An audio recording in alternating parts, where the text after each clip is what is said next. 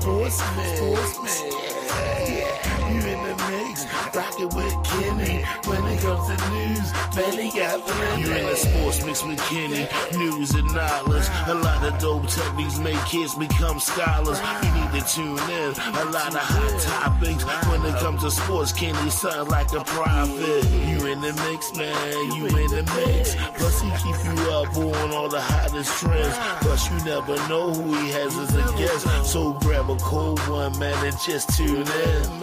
You in the mix, man, you in the mix. You in the mix, sports mix. You in the mix, rockin' with Kenny. When it comes to news, man, he got plenty. You in the mix, man, you in the mix. You in the mix, sports mix. You in the mix, you rockin' with Kenny. When it comes to news, man, he got plenty.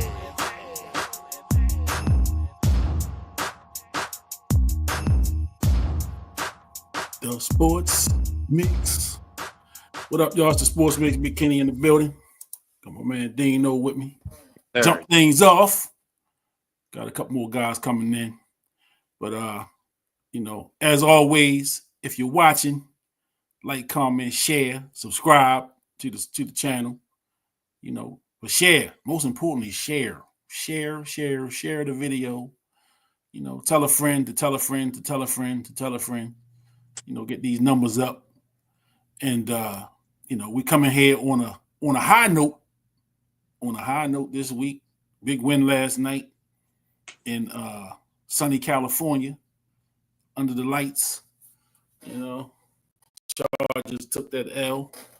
What are they, the Los Angeles Chargers now? I think so, yeah. I always try to stay safe and just call them the Chargers. Yeah, call them the Chargers. That San Diego just roll off your lips real easy. Yeah, San Diego, Los Angeles. It's whatever. California, somebody. They took an L. They took an L. They took an L, whoever they are. Yeah, whoever. So Ravens got back on the winning track last night. I mean, wasn't a perfect game by a long shot, but they did what they had to do to get the dub on the road. Coming up into the last 5 game stretch, big stretch as a matter of fact. Starting with this game coming up Sunday against the Eagles. Could be a preview of the Super Bowl. Yes, indeed. So, we're gonna recap the Chargers game first. Give a little our little opinions on how the Chargers game went. So it's billed as the Harbaugh Bowl once again. I guess it's a big thing with two brothers, NFL coaches. One of them was an NFL player at one time. They come from a coaching family. So, you're going to build that up. They're going to use that to sell the game, I guess. Same way they did the Super Bowl a few years ago and a couple other times that they played each other as head coaches. So it's billed as the Harbaugh Bowl, I guess part 3. This is the third time they met as coaches. John is the good guy. He's 3-0 in the matches. So, the games ended the way they supposed to end from my perspective. From my perspective. So, to me, watching the game, so you're playing without your middle linebacker, which is always a concern. My biggest takeaway from the defensive side, because they didn't play bad. I just wish they can get off the field on third down. And it was kind of telling. It was a few times where they first second down, you may even had them at a loss. They third and long, and they able to make a play to keep their drives going. And it seemed like they making plays with guys wide open. So again, I don't know what coverages they got going on, and I don't know really what's going on other than because I'm not the guy that's going to watch the the 360 film, and I'm not watching the coach's film, and I'm not breaking it down like that. I just watch what I see on TV. And I don't like the fact that dudes be wide open, in crushing situations, because, as we talked about before, we were spoiled as Ravens fans, man. We knew 3rd and long, they was getting off the field. 3rd and short, you was getting off the field once upon a time, and it's just not that way now. And so I try to temper my expectations with that in mind, that these are not those Ravens. These are not those Ravens, but these Ravens can score, and they can score it in bunches. And when they went down 10-0, I just wasn't overly concerned. I didn't hit the panic button. I didn't think we got to start throwing. I didn't fall into that trap. I just felt like, let's get into our groove, let's figure it out, and we'll be fine. And they got the dub. So, what was your basic takeaway from the game? Yeah, feeling. I mean, anytime you go down 10-0 and the ease at which they scored. I mean, they walked down the field, like the Ravens defense was the junior varsity or something. Mm-hmm. But we've seen that before this year. And, I mean, if you're going to be down 10-0, the best time to be down 10-0 is in the first quarter. Yeah. Where you got the rest of the game to catch up. And so I wasn't really worried too much either. I thought that, I got a game ball for Malik Harrison. Yes, sir. Yeah, I thought the guy was balling, man. He was hitting hard. He was all over the field. The guy was making plays, man. I was really impressed with the way he played defense in that game. He was balling, man. And that big worration with Roquan not there was a serious concern. And but hats off to Malik Harrison, man. And but I think overall in the game, I thought that the Ravens, this was one of their better games when it came to balance between the run and the throw. Mm-hmm. I thought that they hung in there. They was giving 22 that ball. Mm-hmm. And a lot of times that the Ravens play, it could be the pass that set up the run. There's been times Mob been throwing that ball, and they gotta send some defenders back there, and they can't put so many in the box, and then that run game opened up. Mm-hmm. But I thought in this game it was the opposite way. I thought that the run game helped open up the passing game. Lamar was a little high on a couple throws early. Yeah. But he settled down and became Lamar. Derrick Henry did his thing. I don't know what he finished with. How many yards he finished with? Like 140. 140. Yeah, his thing, man. And big run by Justice Hill. Justice Hill, absolutely. Beautiful run, man. And I thought he was going to get tackled, man. He had another gear. Yeah, he hit that second gear on him. Yeah, he hit that second gear, man. I was surprised. And then another thing that I'm real happy about is that I think we and we've been saying it over the last 3 years. So I think we finally got the real our tight end, Mark Andrews. Mark Andrews, yeah. Yeah, I think he's back. I think he and Lamar was going to him. And Andrews was making catches. But a good win for them. San Diego's a good team. They're a quality team. And so we can't downplay the victory. It was a good victory for them, and especially coming from 10-0. Shout out to the Ravens. Absolutely. Yeah, I just watching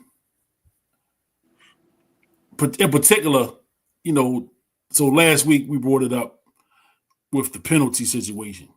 And once again last night, this is some costly penalties, man. So, I mean, you getting holding calls, you're getting illegal formation calls all that stuff is really like somebody said it, man. I mean, it's coaching.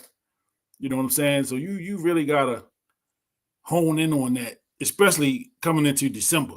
You know, we into December now, so this is like the home stretch where you're fighting for position. You know, you're fighting for your playoff position at this point in the year. You know, you fighting for the division. The division is still up. You know, the Pittsburgh is still in first place, but the division is still up for grabs, and we still got another game with Pittsburgh in a couple of weeks. The time is now, you know, to really tighten up on those little things, because those are the things that cost you games. You know, though, like you say, you got a big first down play, a big hitter, and it's coming back because you get a holding call. You know, you get another play, you make another play, and you got an illegal formation.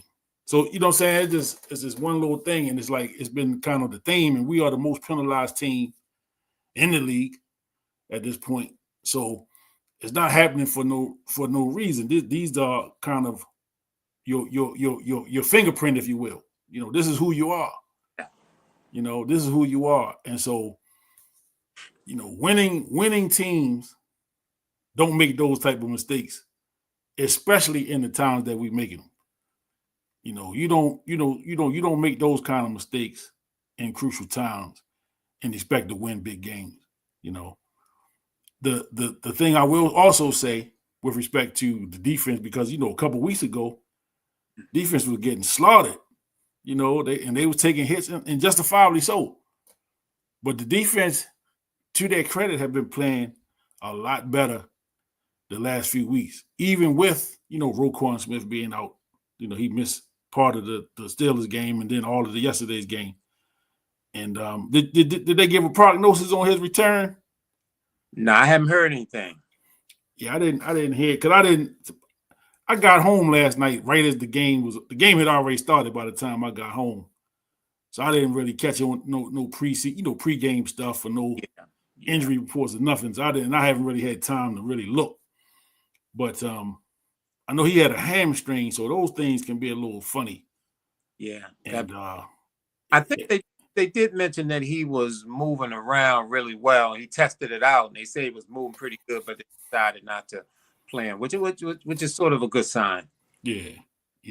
And but like you said, Malik Harrison, you know, he stepped up, man. So maybe, you know, that him playing out last night without Roquan and the way he played, because he was hitting too. He was, you know man. What I'm saying? He was laying some lumber last night. So it could be he could be ready to step into a bigger role. Yes. Even when Roquan comes back, you know, which can't do nothing but help the team. And see, if you tightening up that linebacker core, really, it gives Hamilton more room to roam and you know, be a little bit more unpredictable. You know, because what they did with him, and we talked about that a couple weeks ago too, is how he kind of ended up playing more in the back end, and it kind of solidified that back end where they wasn't getting beat as bad, you know, for the big play. But, you know, Hamilton is the dynamic player, you know, and he's the type of player, man, you just don't want to pigeonhole him into, you know, one thing, man. He can do so many things for your team, man. I like him to be a little more flexible, you know. But again, he's going to do what he needs to do for the team to win. And you know, so I'm glad to see, you know, the younger guys stepping up, or the guys that don't generally get a lot of playing time, you know, stepping up and making big plays. So it's all good signs coming into December, you know. But we one game at a time. We're not looking too far ahead, you know, not taking none of these teams for granted, because the schedule, I mean, it's not an easy ride. You know, you got the Eagles, you got Giants, Steelers, Texans, and Cleveland. You know, and 1, 2, 3 home games, 2 road games. You know, you got Giants and the Texans on the road. And the Giants, The Giants are the only NFC team Lamar Jackson has ever lost to. So I remember that game. You know what I'm saying? We got that, but I ain't even gonna go too far here. We got Philly coming up. You know, and Philly is probably playing better than anybody right now. You know, on all phases. You know, they playing pretty good football on all phases right now. So, you know, that offense is one to be reckoned with. You know, they got Saquon, who, you know, him and Derrick Henry are, you know, a couple yards apart from the lead in rusher in the league. I think Saquon took the lead with that performance he put on Sunday night. Did you catch any of that? I did. Yeah, that was pretty amazing. 255 or something like that. Yeah, up 255. Yeah, he was up there, man. Tremendous performance. Yeah. I mean, he had two 70-yard runs. 270 yards. And he came from the Giants. Yeah. See, you see that, man? What, man? In the division. In the division, man. Yeah. And I think Troy Aikman, who was calling the game, made mention of that. Yes. You know, that they made the decision to keep Daniel Jones and let Saquon go. Now they don't have neither one of them. Right. You know, you made the decision to keep the quarterback, and now he's not even there. So you let the franchise go, and you know, now you need a new quarterback. Right. So, you know, yeah. You know, the Giants, man. You know, I just remember a couple years ago. Remember when they had the little debacle with the head coach situation? When Brian Flores thought he had the job, and it ended up being Brian Daboll that got the job. I think Belichick was the one that kind of he that up. he the one kind of let the cat out the bag, you know. I don't know if you have a voice message or sent a text message. Yeah, you know. Both of them Brian.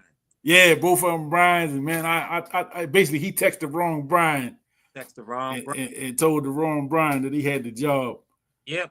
And it seemed like you know, I don't know what the Giants have been.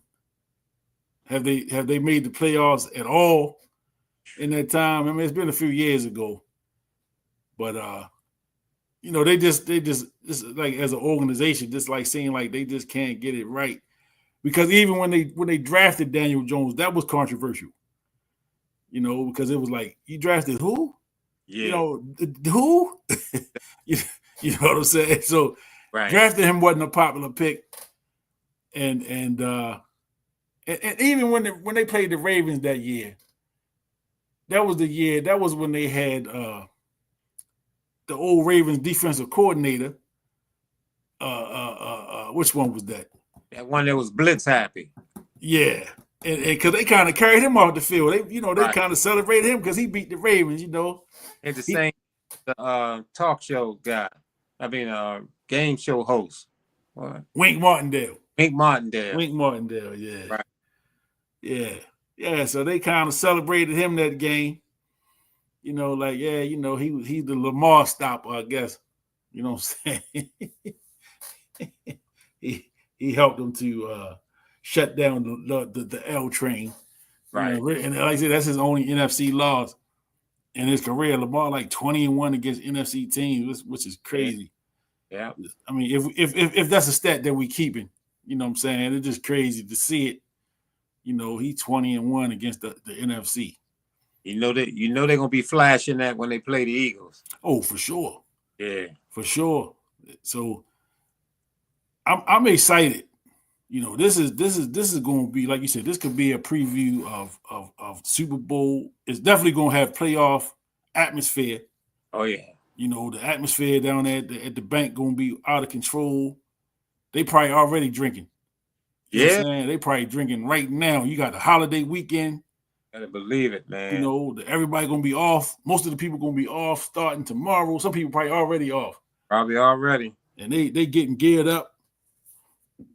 You know, turkey sandwiches on Sunday morning and turkey sausages and all kind of stuff out there to tailgate. Oh Oh, everything, man. Yeah, it's going to be crazy out there.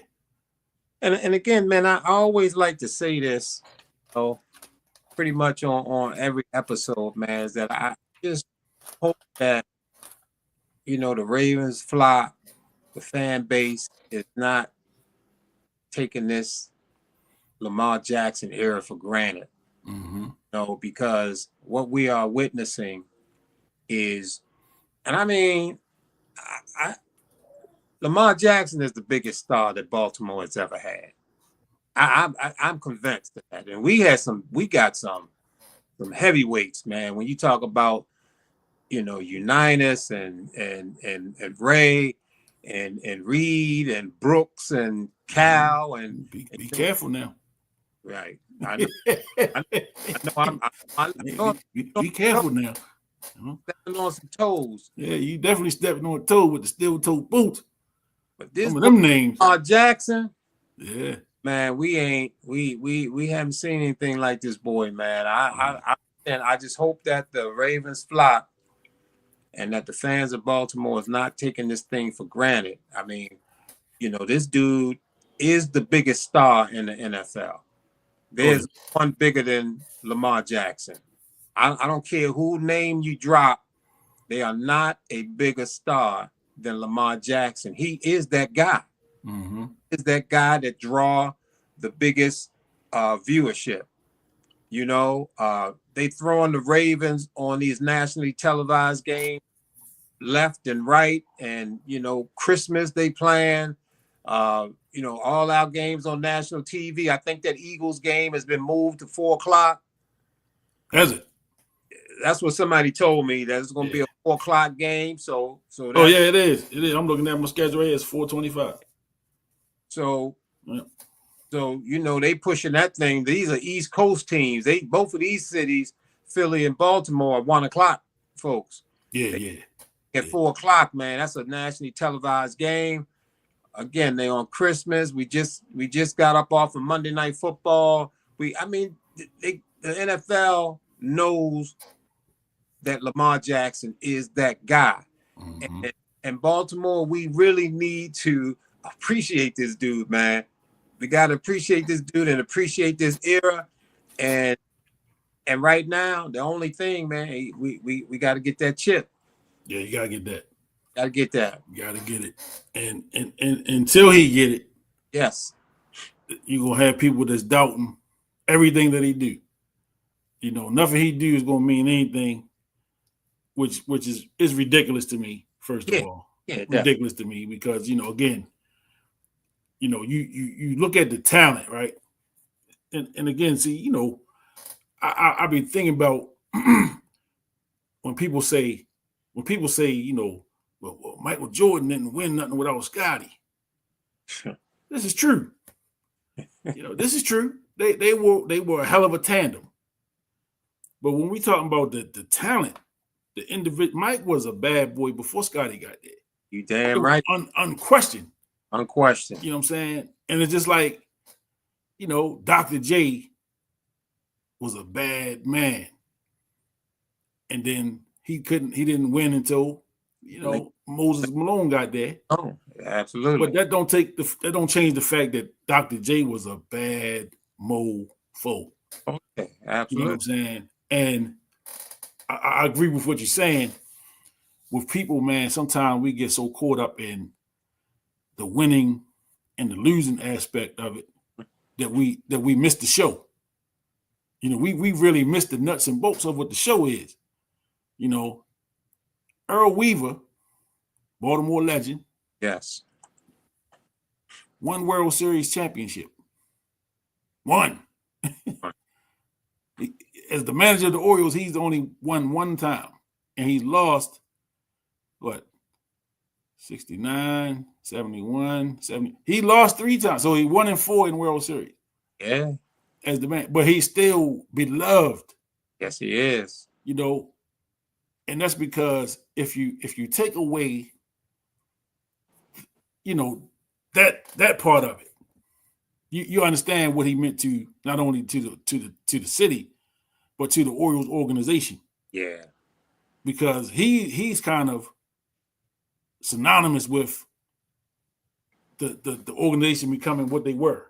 You know, he came from the minor leagues, so he developed a lot of the guys that end up coming up. You know, he watched them develop anyway. And then he was able to be here from, you know, the late 60s into the 70s, into the early 80s. And there was a lot of winning going on at that time, man. Absolutely. Yeah. A lot of winning. You know, the Orioles were a perennial contender every single season. They had a couple down seasons in that run, but for the most part, man, they was always right there. You know, and as fans, fans didn't miss the show, if you will. Right. And so like you said, with Lamar Jackson, and now, you know, you got so much more media coverage. You know, you got everybody we doing a podcast talking about it.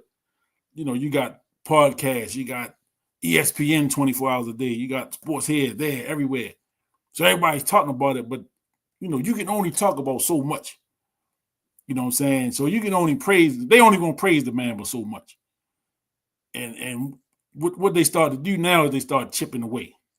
You know, so a couple weeks. So, you know, when they went on the 4 or 5 game winning streak, they couldn't say nothing but good stuff about Lamar. They lose to the Steelers. Oh man, you know, well, the Steelers is his kryptonite. He can't beat the Steelers. Oh, he can't beat Kansas City. You know what I'm saying? So it's not the Ravens no more. It's what he can't do. And then you talk about, so then they look at his numbers. What's up, Glenny? What's up, Glenny, man? What's going on? Lamar got to get the chip for sure. Got to get that chip. You know, but they break the numbers down to in a way, you know. And again, you know, I've said it here before. I said the funniest thing for me was being in the statistics class with all these formulas and this and that, and for the professor to say, you know, you can take any set of numbers and make it look exactly how you want it to look. So when people start throwing statistics at me and start throwing all these numbers and this, that, and the other, you know, you can make the numbers look exactly how you want them to look. So if you want Lamar to look like he's pedestrian in certain situations, the numbers are going to show that, because you can make the numbers look exactly how you want them to look. Mm-hmm. You know what I'm saying? But again, I've never been a big stat guy. I like guys that pass the eye test. And not saying I got the greatest eyes in the world, and I'm a great evaluator of talent and all that stuff. But I just like to believe what my eyes see, you know. And I go back to 2018 when Lamar was a rookie, you know, and when Flacco went down, the Ravens was 4-5. I just saw a video yesterday talking about this. They were 4-5 and looked like they were headed to a lottery pick, if you will. I don't think they call it a lottery in the NFL.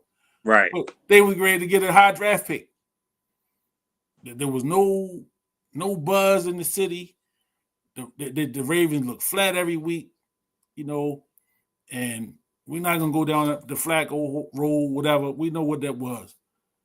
And this kid came in, you know, and he can't throw the ball. He can't do this. He just went. He went 6-1 to finish the regular season. Ravens get into the playoffs. They lose in the playoffs. And for the whole summer, the whole offseason, all we heard was the Ravens are going to be terrible. Lamar can't throw. Lamar can't do this. Lamar can't do that. We're going to be this. It was just like terrible. He's a running back. He's a running back. Would you take Dan Marino over Lamar Jackson? No. Not today, no. Sure. Today, no. Because Dan Marino, now, I mean, if we're talking, you know, in the drop back quarterback era, it ain't gonna get no better than Marino. You know what I'm saying? Could Marino be effective today? I mean, I mean, could he be the Dan Marino of 80, 88, 84, 83? I mean, look at Peyton Manning. He didn't move around that well. That super Dan Marino had that quick release. I mean, I think he could be effective, but me if I'm a general manager, my quarterback got to be able to move. Quarterback got to run, man, and I learned that in flag football. Yeah.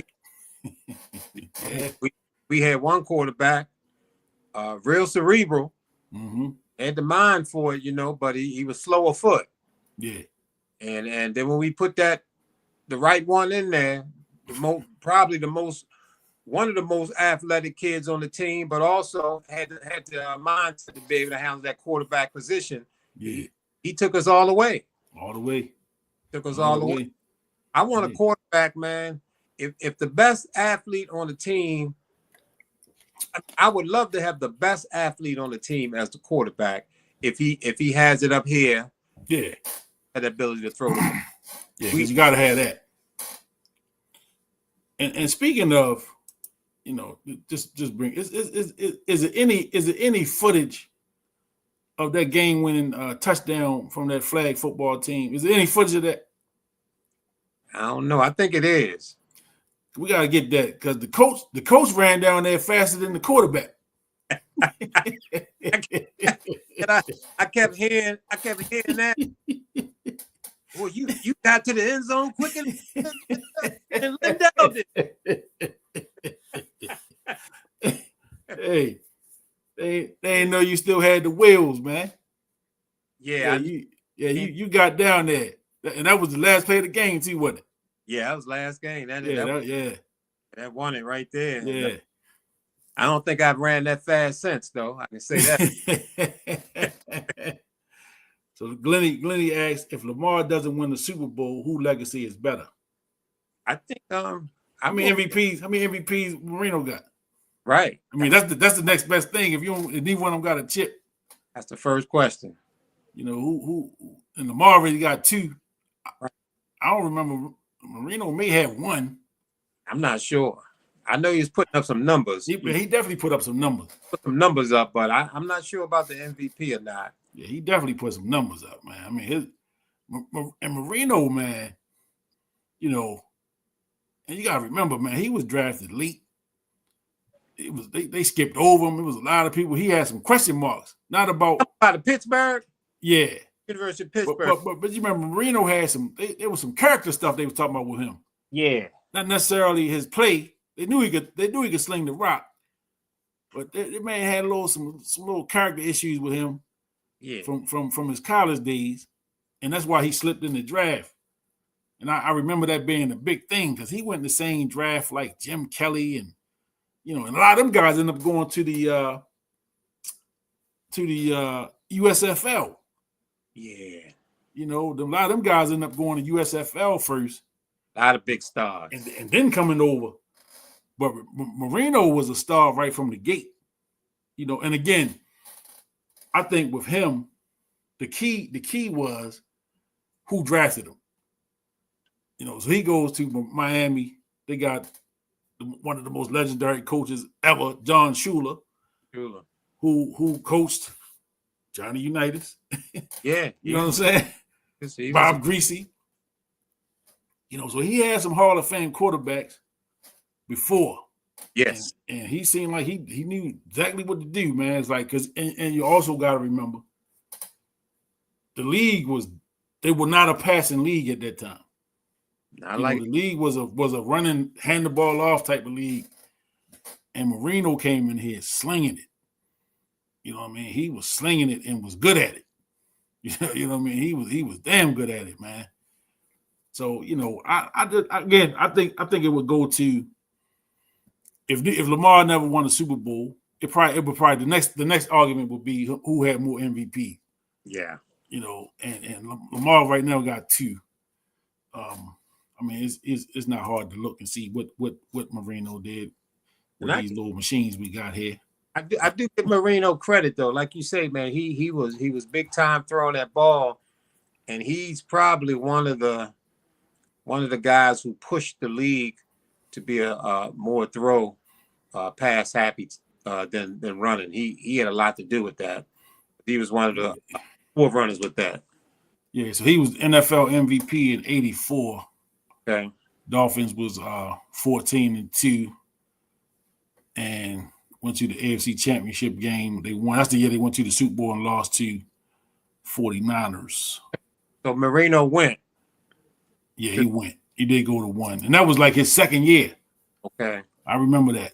You know, they went and lost to the 49ers, and that's when, for me, right? When I started watching football, I guess the 49ers was like, they were bad. They weren't out a good football team. I remember O.J. Simpson was on the 49ers, for crying out loud.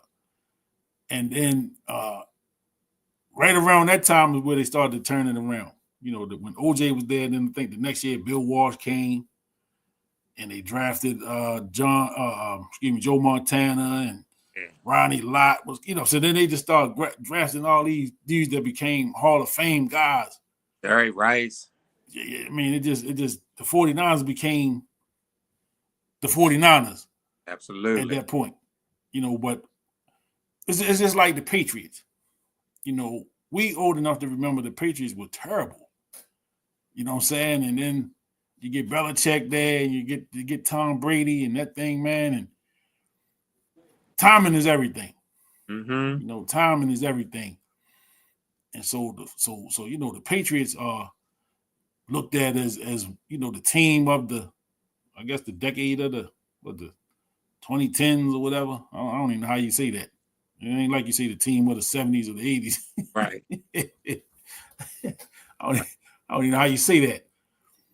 But right now, and I've said this before too, right now, it's all about Kansas City.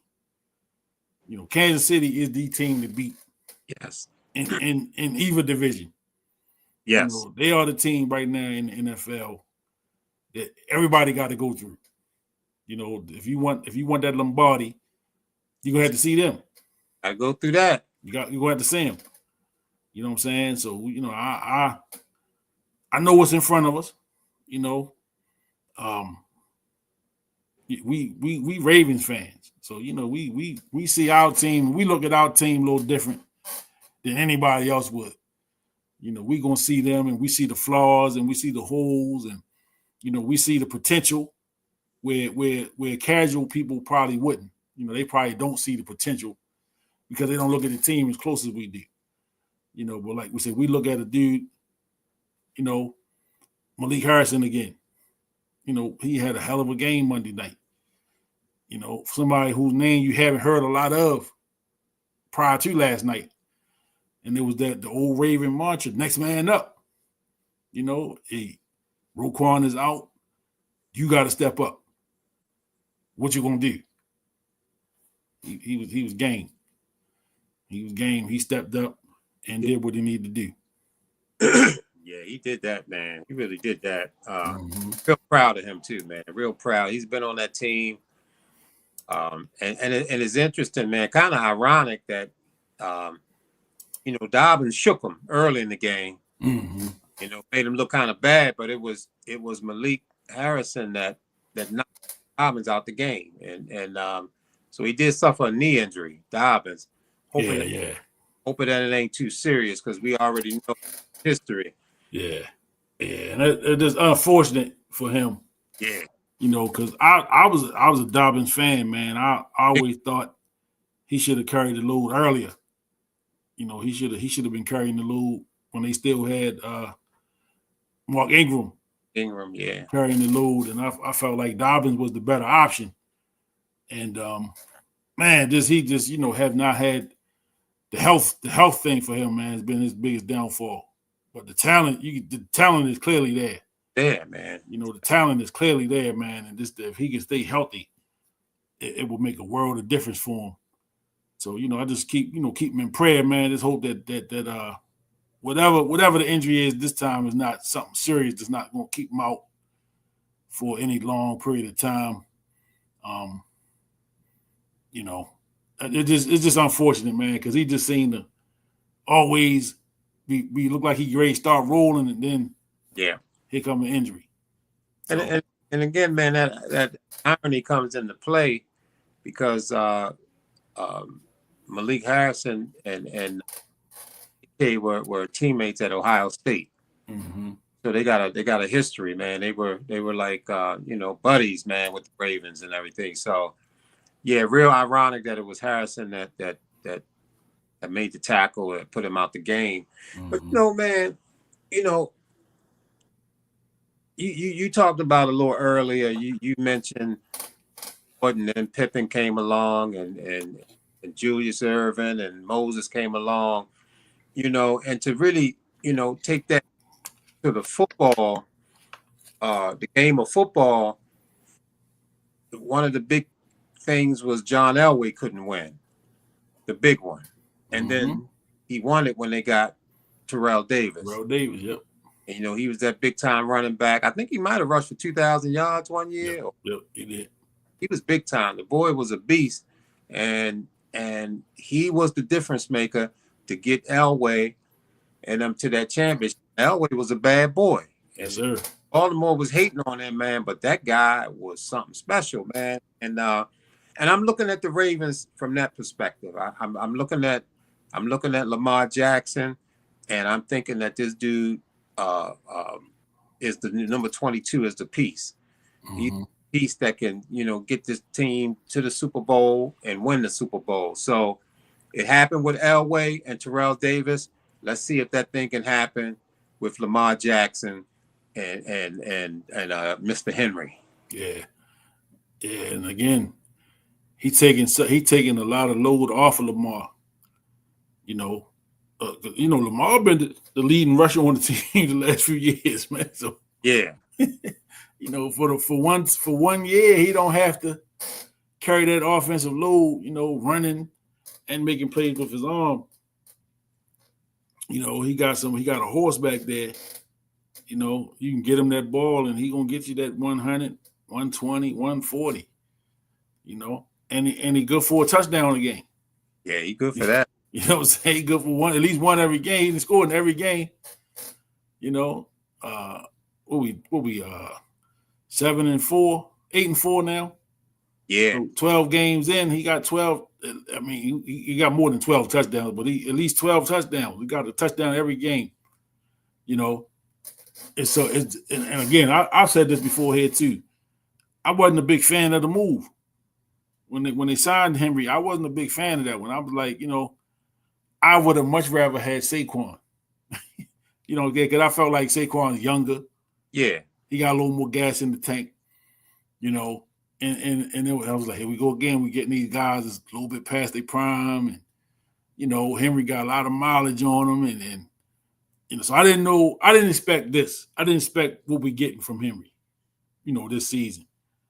And I'm only concerned about this year. I'm not looking down at next year. I'm not that guy that's going to put the cart before the horse, as they say. We in the moment, right here, right now. So I'm looking for Derrick Henry, Lamar Jackson, and the rest of them guys, man, to lead us, to that chip, man. And is it championship or bust? Like, I'm not one of those guys neither, because until you're not playing no more, you got an opportunity to win it. And I'm on record as saying you can't win it until you win it. Yeah. You know what I'm saying? You can't be a champion until you win one. Yeah, that's true. And and this Ravens team, man, it's so much fun to watch them. With the players they have. They got number 4 out there. He's real dynamic. The yards after catch. Mm-hmm. What's his name? Bateman made a nice in that end zone for that touchdown, and proven worthy of that money they gave him to keep him on that team. And man, I'm just really loving what I'm seeing, and man, let's run this thing, man. Let's do it, man. Let's do this. Yeah. Well, we are into December. Yeah. So, and this is it. This is where you're gonna start to see playoff caliber football is gonna start now. December 1, Sunday is December 1st. You know what I'm saying? So you're gonna have the next 4 or 5 weeks in December of just teams that still got a chance. They can be playing for their lives. Team that's kind of in the driver's seat, controlling their own destiny, is going to be trying to put themselves in position. Yeah. To make a run at it. So you got a whole bunch of moving parts going on. And again, the Ravens only played one. Well, the Cleveland, I think, still have an outside shot, and they had the last game of the season. That's not going to be an easy game. They've beaten Pittsburgh and the Ravens. Oh, yeah. The division game. So it's not going to be easy. Texans are in the playoff hunt. Steelers, of course, are in the playoff hunt. Giants, not so much. And the Eagles are in the playoff hunt. So you got 3 of the 5 games left are against playoff and division leaders. You know what I'm saying? Teams that are playing for something. And man, it's time to strap up. Time to strap up, man, and we're gonna see. We're gonna see just what this team is made of in these next couple of weeks. Absolutely. We're gonna get a real good glimpse of just what they are made of. And I think the win last night, with the players, like you said, we talked about, we kind of spotlighted Malik Harrison, who played extremely well in place of Roquan. Justin Tucker was hitting field goals last night. He looked sharp. I still was a little shaky every time he went out there. Yeah. But he was hitting his field goals, and I remember one of them, even the snap looked a little funny on one of them. How many he kicked? Points. So the Ravens scored 30 points. Yes, so he hit at least two. At least 2 or 3. I don't know right off, but he looked good. Even on kickoffs, he looked like he had a little pop in the leg. The extra points looked good. I just remember one of them. I don't know if it was an extra point or a field goal attempt. The snap looked a little off. Like I remember the holder having to kind of reach for the ball, but he got it down, and Tucker nailed it.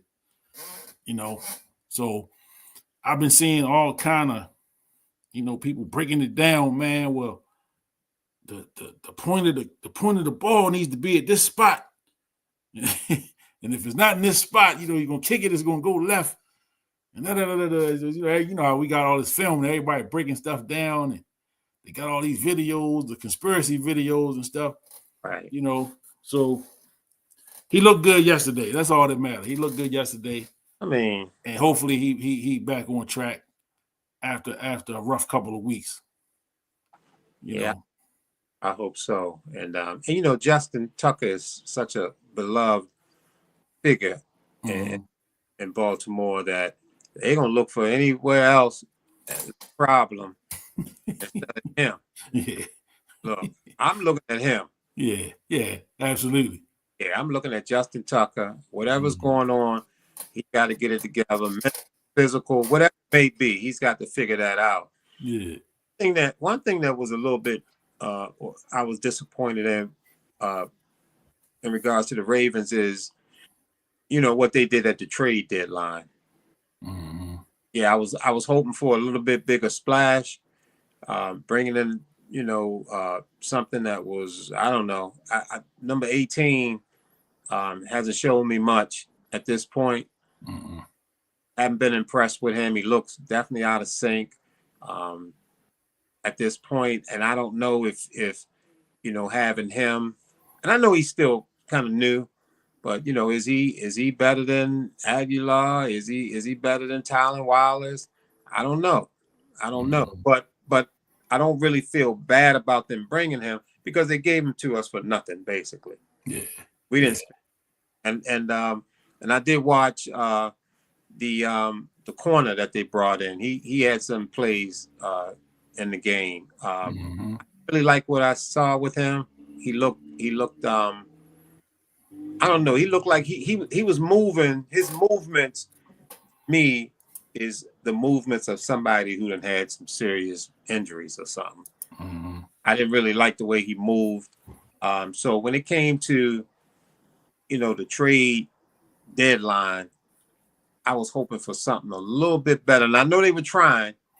Yeah, they was trying, and but regardless, I still think that this team is one of the biggest threats. And again, I came out of that Pittsburgh game feeling really good, even though we lost, and I felt good because of that defense. And it looks like they finally kind of figured out what to do, by shifting, Kyle Hamilton a little bit more, playing his natural safety position instead of that hybrid.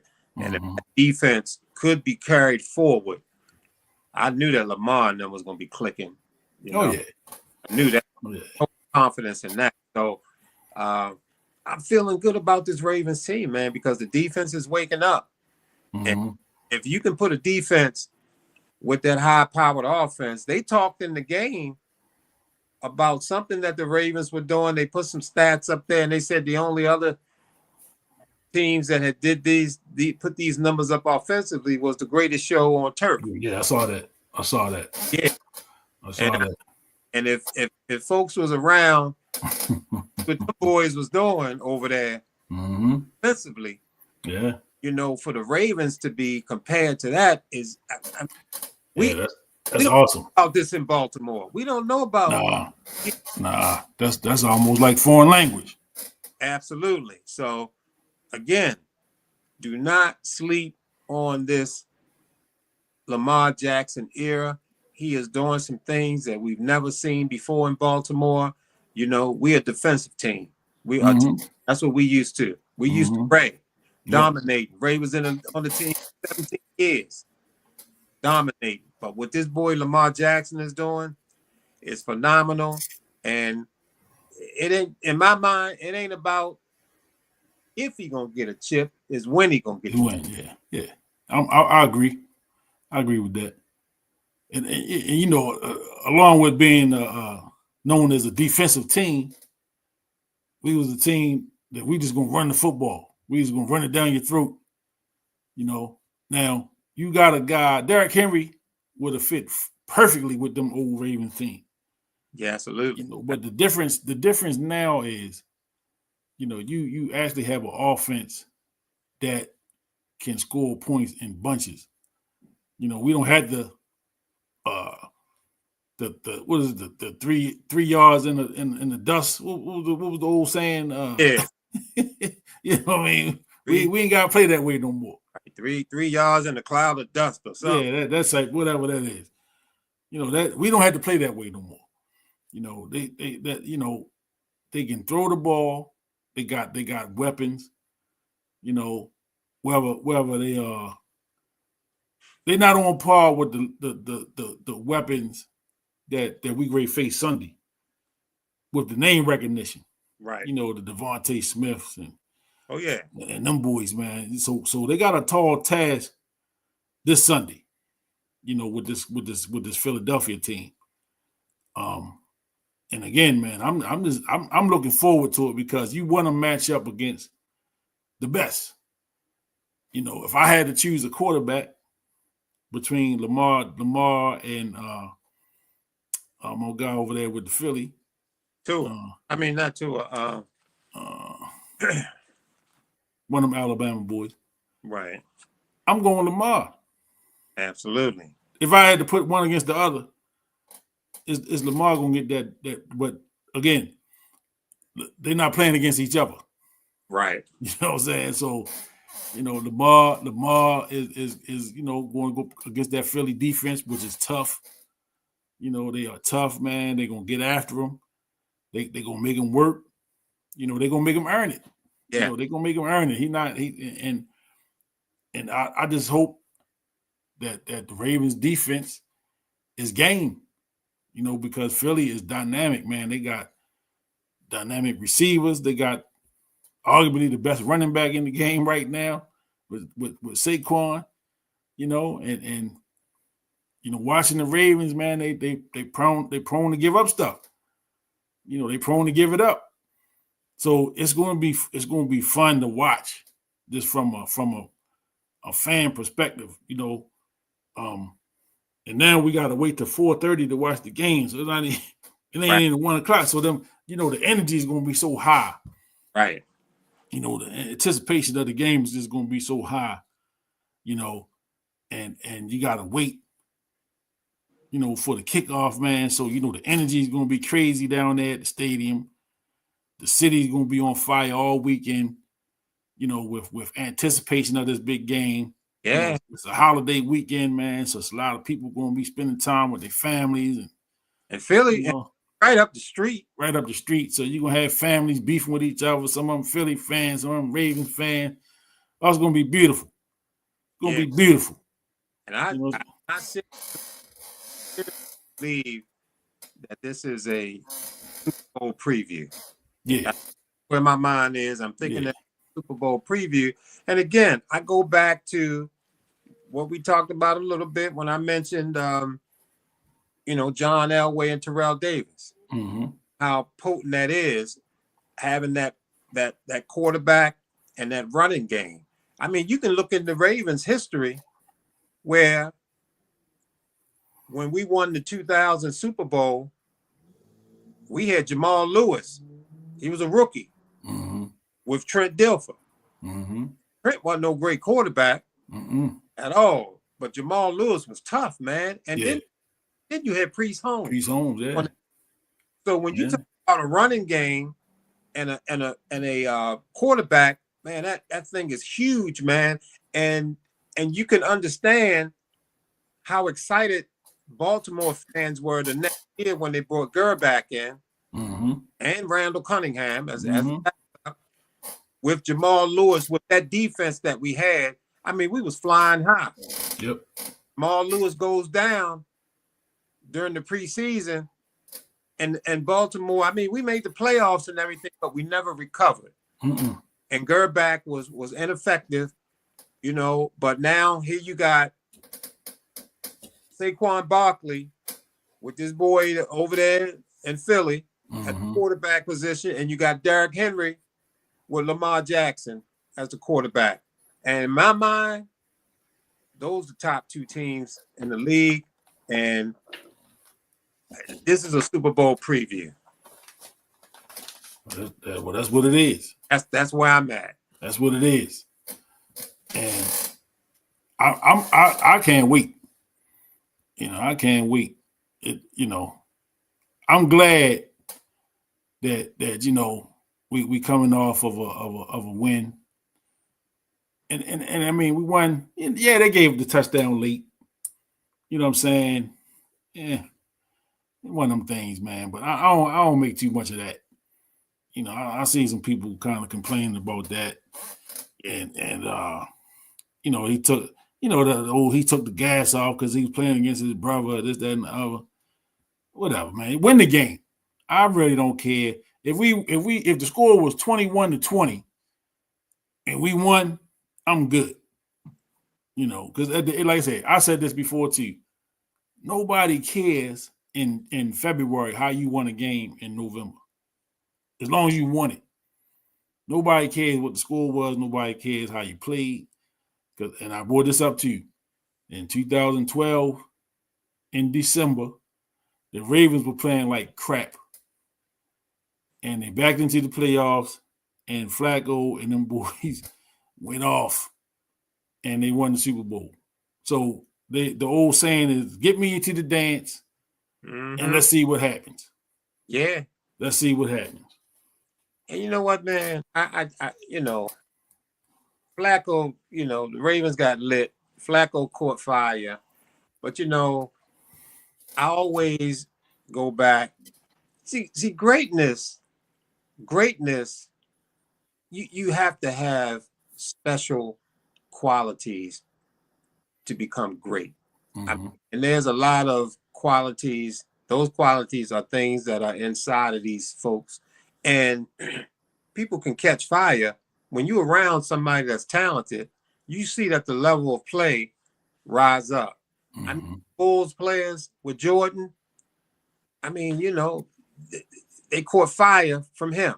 Right. Because he's Jordan. And I say with those Ravens teams, man, when Ray went to that podium, what did he say? This is my last ride. Last ride. He said, "This is the last ride, man."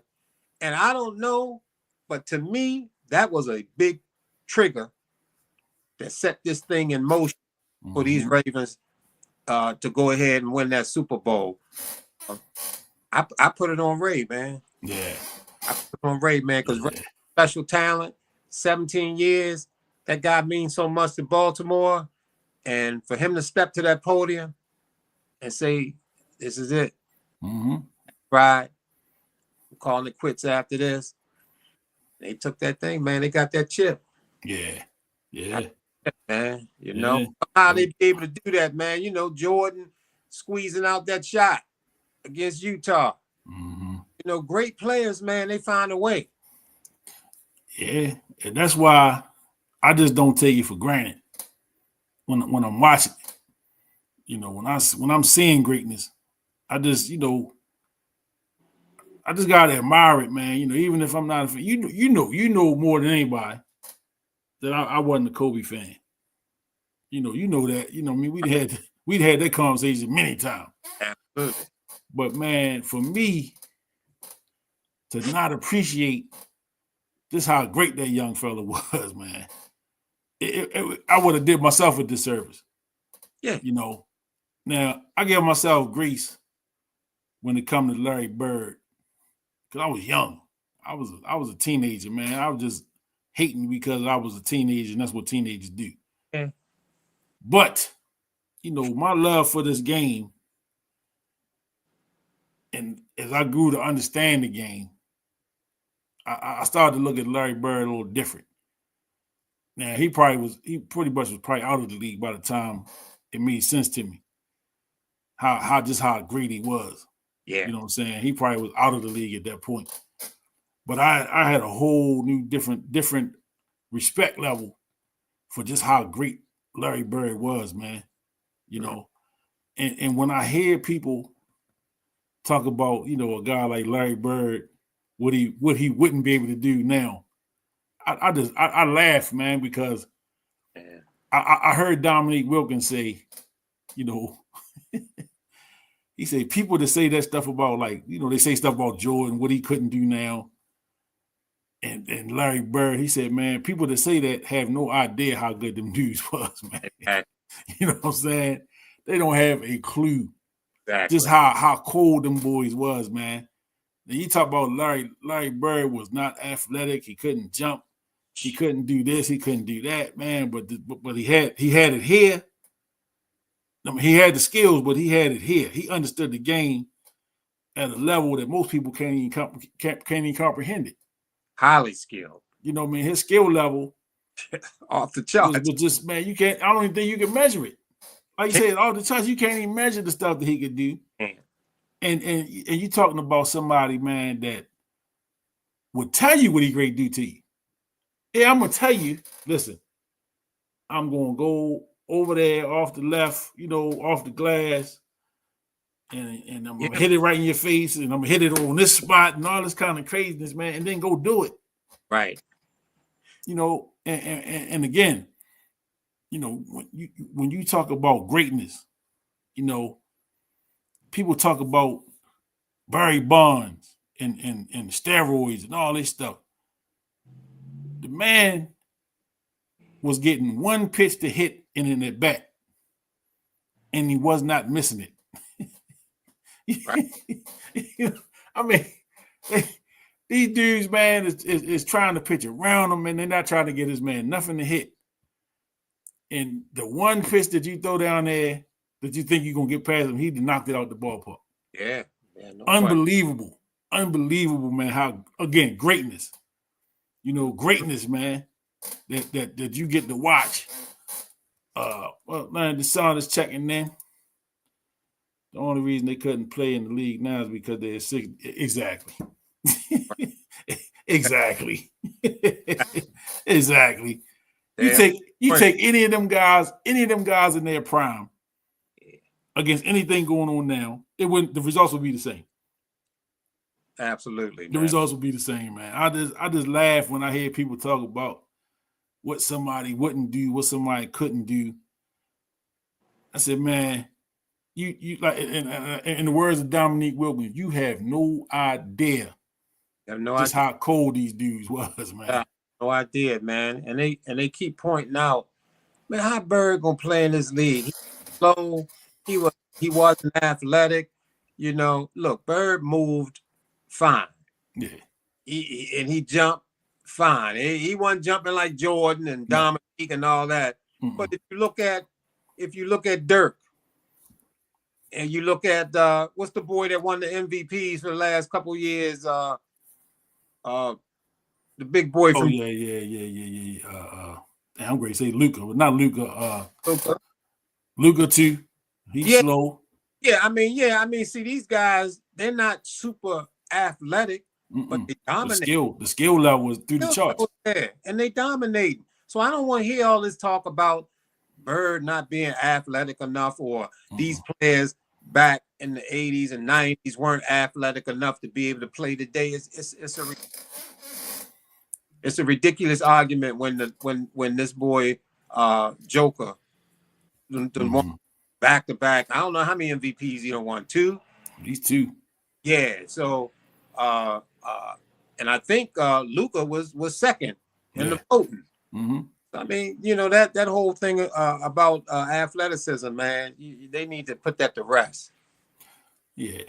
Well, again, you got to consider the source when you hear that kind of talk. And me and my man, like, we got this thing. I tell him, I refuse to talk sports with a lot of people now. Like, once I start hearing some of the opinions that they have on stuff, I gracefully bow out of the conversation. I was like, yeah, let me get on out of here. Yeah. Because this grade go nowhere fast. You know, it's going nowhere fast because you basing all that stuff on, you know, how high a guy's jumping or the highlight reel dunks that he got. You know what I'm saying? And again, you know, you can I can take a highlight reel of some of my best moves, and you'd have thought I was a All-American. Mm-hmm. You know what I'm saying? Highlights are just that, the highlights. You know, now put together some of these low light reels. You know what I'm saying? Absolutely. Yeah. And it's there what there are plenty of great dunkers. Absolutely. Don't know. Can't play a lick. Straight up. They look great in the warm up line, in the layup line. Oh yeah. Oh man, who was that? Right. Who's that? Right. Yeah, he's sitting over there next to coach. Yeah. For the majority of the game, he might get in with about 2 minutes left, garbage time. That type of guy. Yeah, man, and so I saw where James Worthy had named his all-time 5. Mm-hmm. And he was catching some flack for it because he had Magic and Jordan in the backcourt. Mm-hmm. He had Bird as his small forward. Mm-hmm. And he said he was going back and forth between Duncan and Karl Malone, but he went with Malone as the power forward, and he went with Kareem, you know, at the number 5, and people was making some noise about Kobe and LeBron not being there. Mm-hmm. You know, but Worthy, you know, that's where he was failing. So can't be mad at somebody who they top 5. And I'm like, you know, I always defer, you know, to people. Number one, the people that played. You know, I respect their opinions more so than Joe the fan. Yeah. You know, because we all opinionated for whatever reason. For we like whoever, we dislike this, whatever.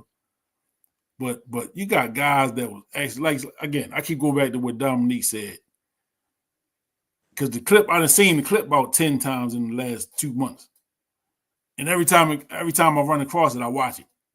You know what I'm saying? So I can hear him saying very clearly, people that did not play against these guys have no clue how great they were.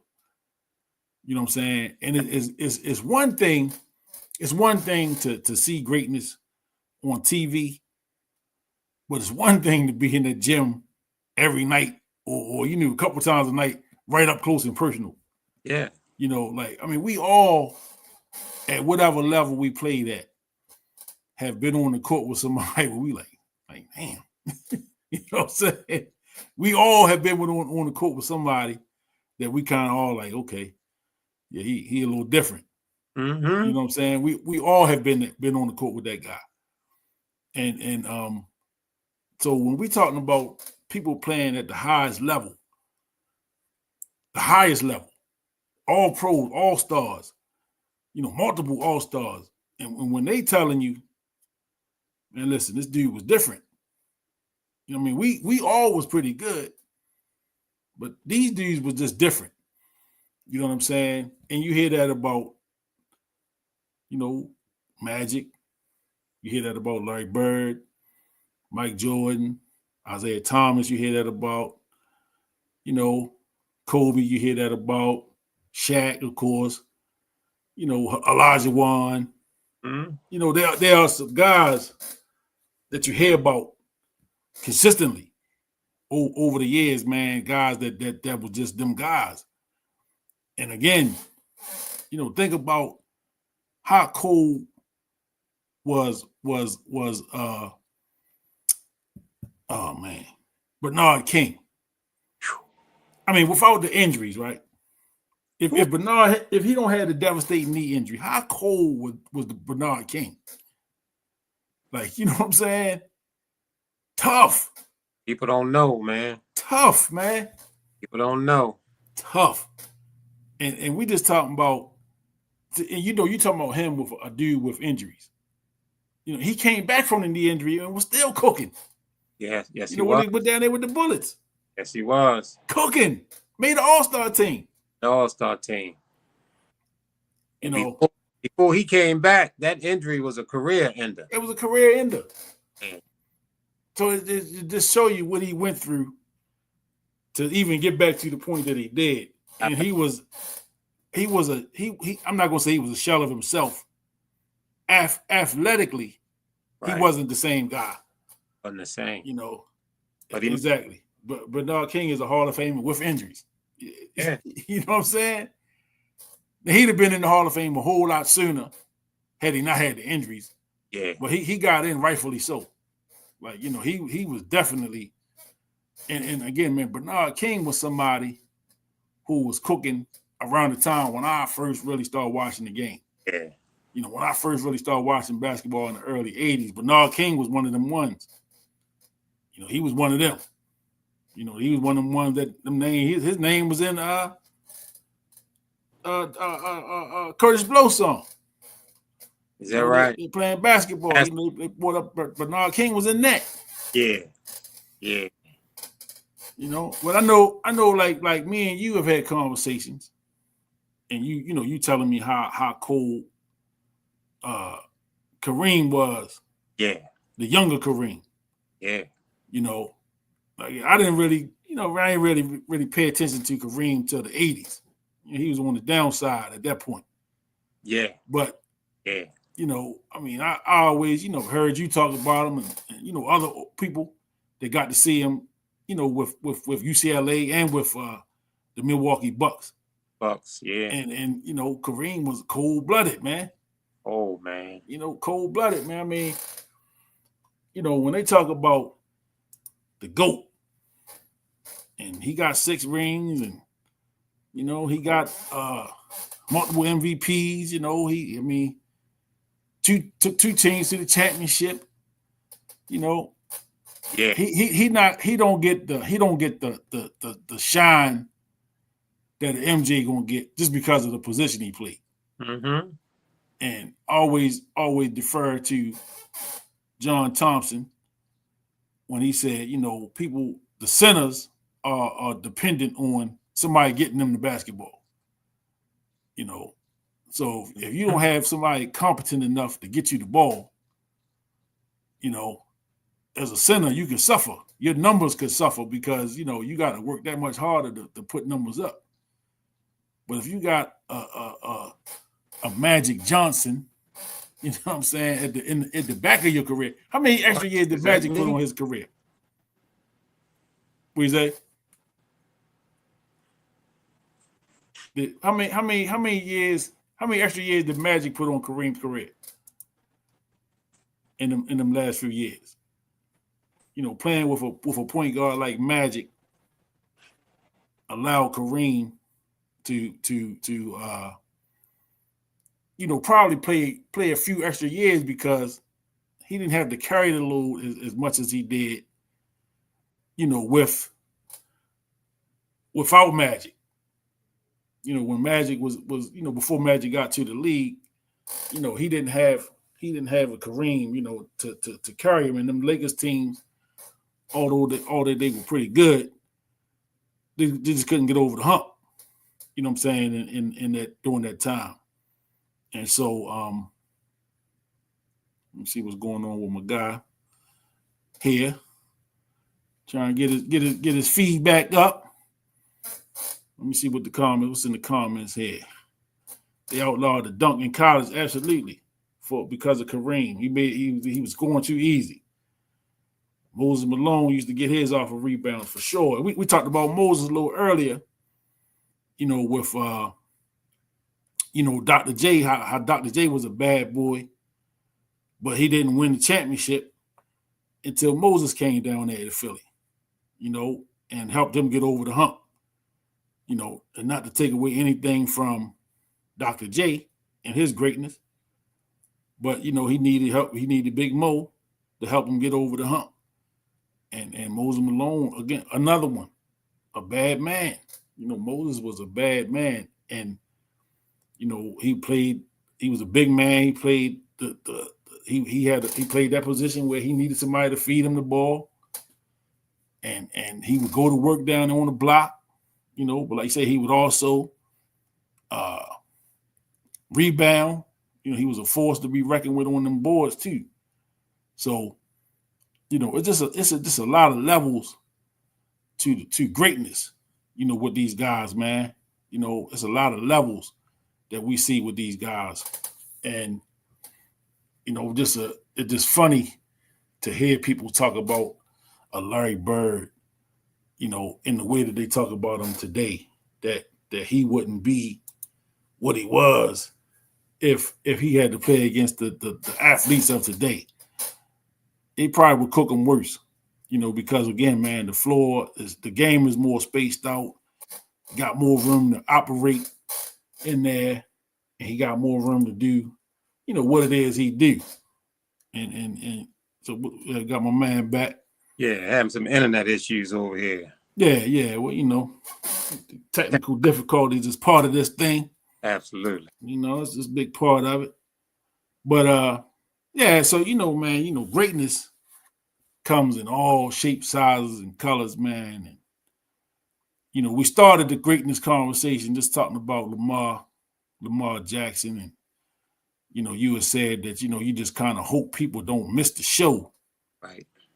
You know, with all these opinions of him and what he is or is not doing from a winning and losing standpoint. Don't miss the talent. Don't miss out on the show because you're trying to read the end of the book before you read the whole book. The book hasn't even been written yet. That's right. You know what I'm saying? The book ain't even finished writing the book. Finished, man. But you know, people want to read the ending of it. Yeah. You know. And you know, and you made a real good point, man. And you know how folks they throw some stats at you and make you think a certain way with the stats. Mm-hmm. But Lamar Jackson is making it even difficult for them to even throw any stats at him. Yeah. That's how good the guy's been. You can't even throw stats at him. And I'm just telling you, when you have someone great, you know, for instance, you had the greatness of Usain Bolt. Mm-hmm. And Usain Bolt raised up that whole Jamaican sprint team. Mm-hmm. He was winning 100 meters. They was breaking records in the 4x1, and even the females was on board, Shelly Ann and all of them. I mean, when you have someone really great, they raise the level of play of people around them, and that's happening with Lamar. Mm-hmm. These guys, man, are being raised up. I mean, yeah, they talented on their own, but when you're in the midst of greatness, some of that greatness start to soak into your sin. You start to feed off of that, and you become greater. Scottie Pippen would not have been Scottie Pippen had he not been with Jordan. Well, you know, Jordan didn't win without him. Good. you know that, right? you know, Mike ain't win without him. Right. That's what they keep saying. Mike ain't win nothing without Scottie, so right. Don't forget that. And I mean, you know, for a lot of the Kobe Bryant lovers, and we know how much of he was on the court. Mm-hmm. I mean, you have to understand that this guy, Kobe Bryant, as great as he was so deep into studying Michael Jordan that he tried to be. He's a replica. Right. He's a replica, and for him to be as talented of a ball player as he was, and to spend his whole life trying to talk like Jordan, trying to walk like Jordan, stick his tongue out like Jordan, try to pattern his whole game after Jordan, that lets you know how great Jordan is. You know, and I heard one guy say that I don't want you Kobe fans to be all upset. Don't be DMing me and all that stuff. You know, they will be. They will be. Don't worry about it. All right. Your inbox, you filled up the bar. Already know that. Yeah, man. I heard a guy, and I never looked at it like this. I kept saying Kobe's a replica. Yeah. And the original always garner more money than the replica. Right. You got right. That's an original. That thing gonna be worth whatever, and the replica, no matter how good it is only gonna be a certain percentage of what that one's worth. And I heard a guy say that Kobe Bryant was like McDowell's in Coming to America. Damn.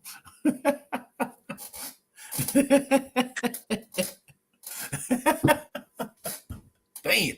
I ain't never heard that one. I have never heard that before, man. But that was on point. Yeah, I ain't never heard that one. That was on. Wow. I said, wow. Yeah, I ain't never heard that. Yeah, that was something. Wow. That was special. So yeah, you know, you're gonna hear it again because I'm gonna use that one. Gonna hear that one again. Yeah, yes. I'm gonna use that one. Yes, indeed, man. So so yeah, greatness, man. And we're back to that greatness. Jordan was so great that Kobe Bryant, man, we don't even know who Kobe Bryant is as a ball player. Mm-hmm. All we know is that Kobe Bryant wanted to be Michael Jordan. He spent his whole life trying to be Michael. So I don't think I ever really saw who Kobe was. Like AI loved Jordan. Yeah. We saw who AI was. AI is, yeah, absolutely. Absolutely. Man, you know, absolutely. A lot of ball players, they love Jordan, but we know who they are because they came out with their own uniqueness. We know who LeBron is. Mm-hmm. LeBron came with himself, man. Mm-hmm. He idolized Jordan. And you can go down the line of all these players that idolized Jordan, but they were unique in themselves. Kobe, and to me, when you talk about the greatest who's ever played basketball, because Kobe was such, you know, a copycat, that he loses his ranking as far as greatness goes. He's down on the list in my book because, you know, if Chris Brown was out there just spinning and coming up on his toes and saying, I mean, But Chris Brown doing his own thing. Yeah, he did his own thing. So I think Kobe lost out the fact that he's McDowell's and McDonald's. Yeah. I mean, Landon said he'd take a McDowell's burger. He won 4 or 5 chips. Yeah, he did. He did. I mean, you can't take nothing from him, man. No, you can't take nothing away from him. Oh, great. Kobe's great. He is in the conversation. Kobe, and it depends on who having the conversation. He's in the conversation. Kobe's great, man. And I don't listen like Gilbert Arenas. I mean, I already know Gilbert Arenas up here. Yeah, always. You gotta be careful who you listen to, and he be saying some crazy stuff. He like that clickbait. Yeah, he like people to click statement. One time, somebody was talking about Kobe being the closest thing to Jordan, and Gilbert got loud.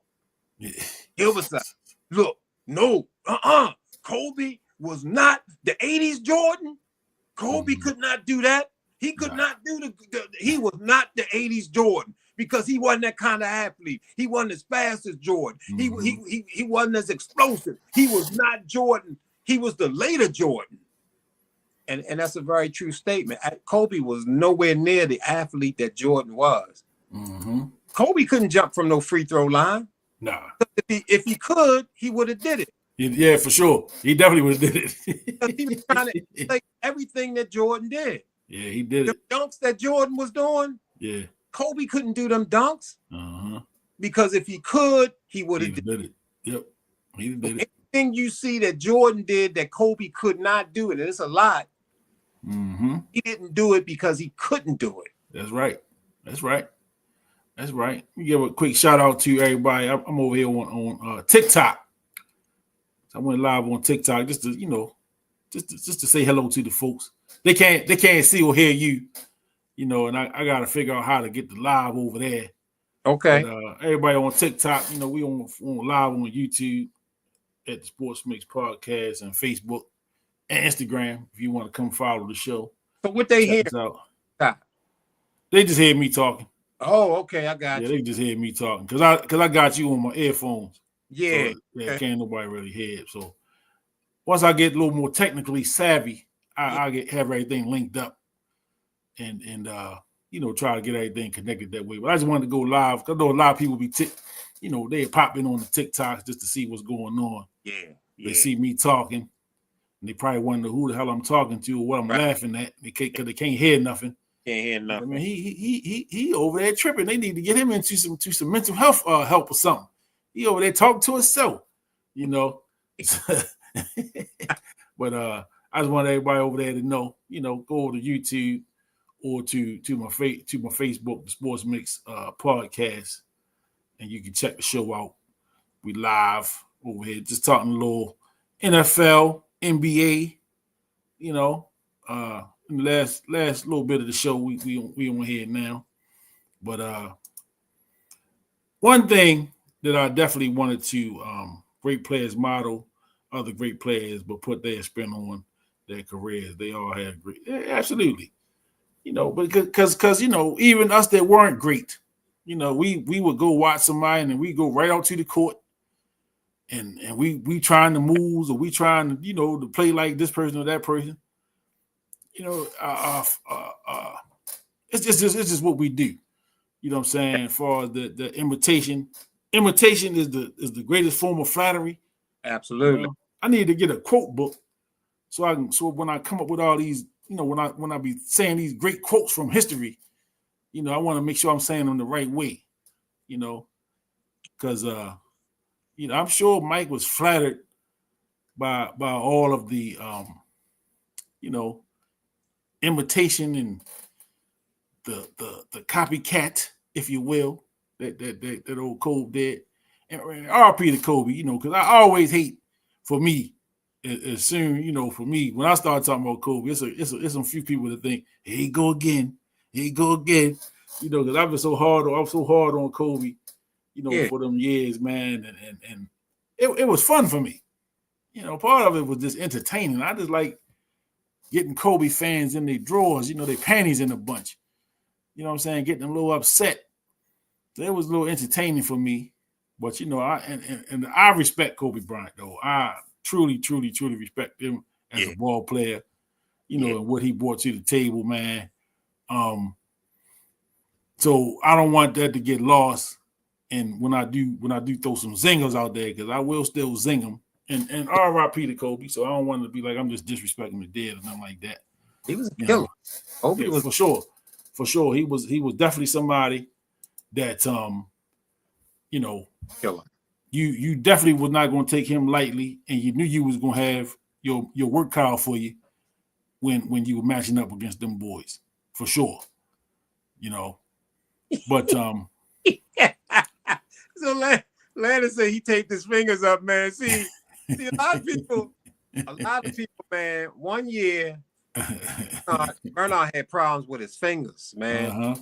In the playoffs, and he was lighting people up. I mean, one of the greatest playoff performances I'd seen, and and he was killing Boston. That against Boston. He couldn't get him past Boston, but in that playoff series, man, with them fingers taped up, still every game. One of the great performances I've ever seen. Oh man. Yeah, Bernard was something, man. Bernard was something. So I saw something the other day, and I reposted it. You know, we big Deion Sanders fans here. You know, we've been following Deion since he was at, you know, Jackson State. You know, and the waves that he kind of created. You know, he had. Man, I mean, it was like a who's who on the sidelines at the games down there, and then still at Colorado. You know, we talked about you know, Colorado turning it around this year. You know, they 8-3 now. You know, bowl eligible, could still win their conference and go play in the playoff and all that stuff. But a move that was made shortly after Deion went to Jackson State was Eddie George went to Tennessee State, you know, another HBCU. Not a lot of fanfare, not a lot of you know, noise. And I saw that he is 8-2. His team is 8-2 this year. You know what I'm saying? And you don't hear a lot of people talking about that. You know what I'm saying? And I just wanted to give some credit and some kudos to Eddie George down there at Tennessee State, man, because, again, man, he don't have the fanfare. He don't have the following that Deion Sanders has, man. He don't have, you know, all the celebrities running down there on the sidelines and, you know, all of the top players not coming to run down there to play with him.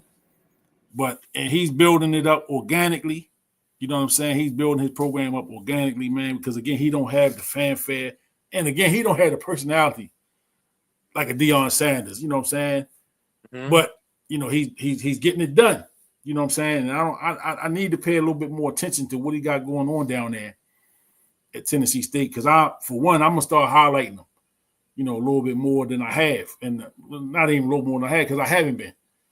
But I want to start paying a little bit more attention to, you know, what he's doing down there, you know, and really, I would challenge, man, some of these same celebrities that got behind Deion and what he was doing at Jackson State, man. Get behind Eddie George, man, down there at Tennessee State, you know, and help that man with what he needs as far as, you know, the finances and what his program would need as far as just putting a spotlight on him to get the kids down there to play, you know. And it's all about getting the opportunity, you know what I'm saying? And so he is doing a bang-up job, man, down there at Tennessee State. And I wanted to just give him some props. You know what I'm saying? I want to give him some props, man. What's up, Twin? He said, what I think about Ray Lewis.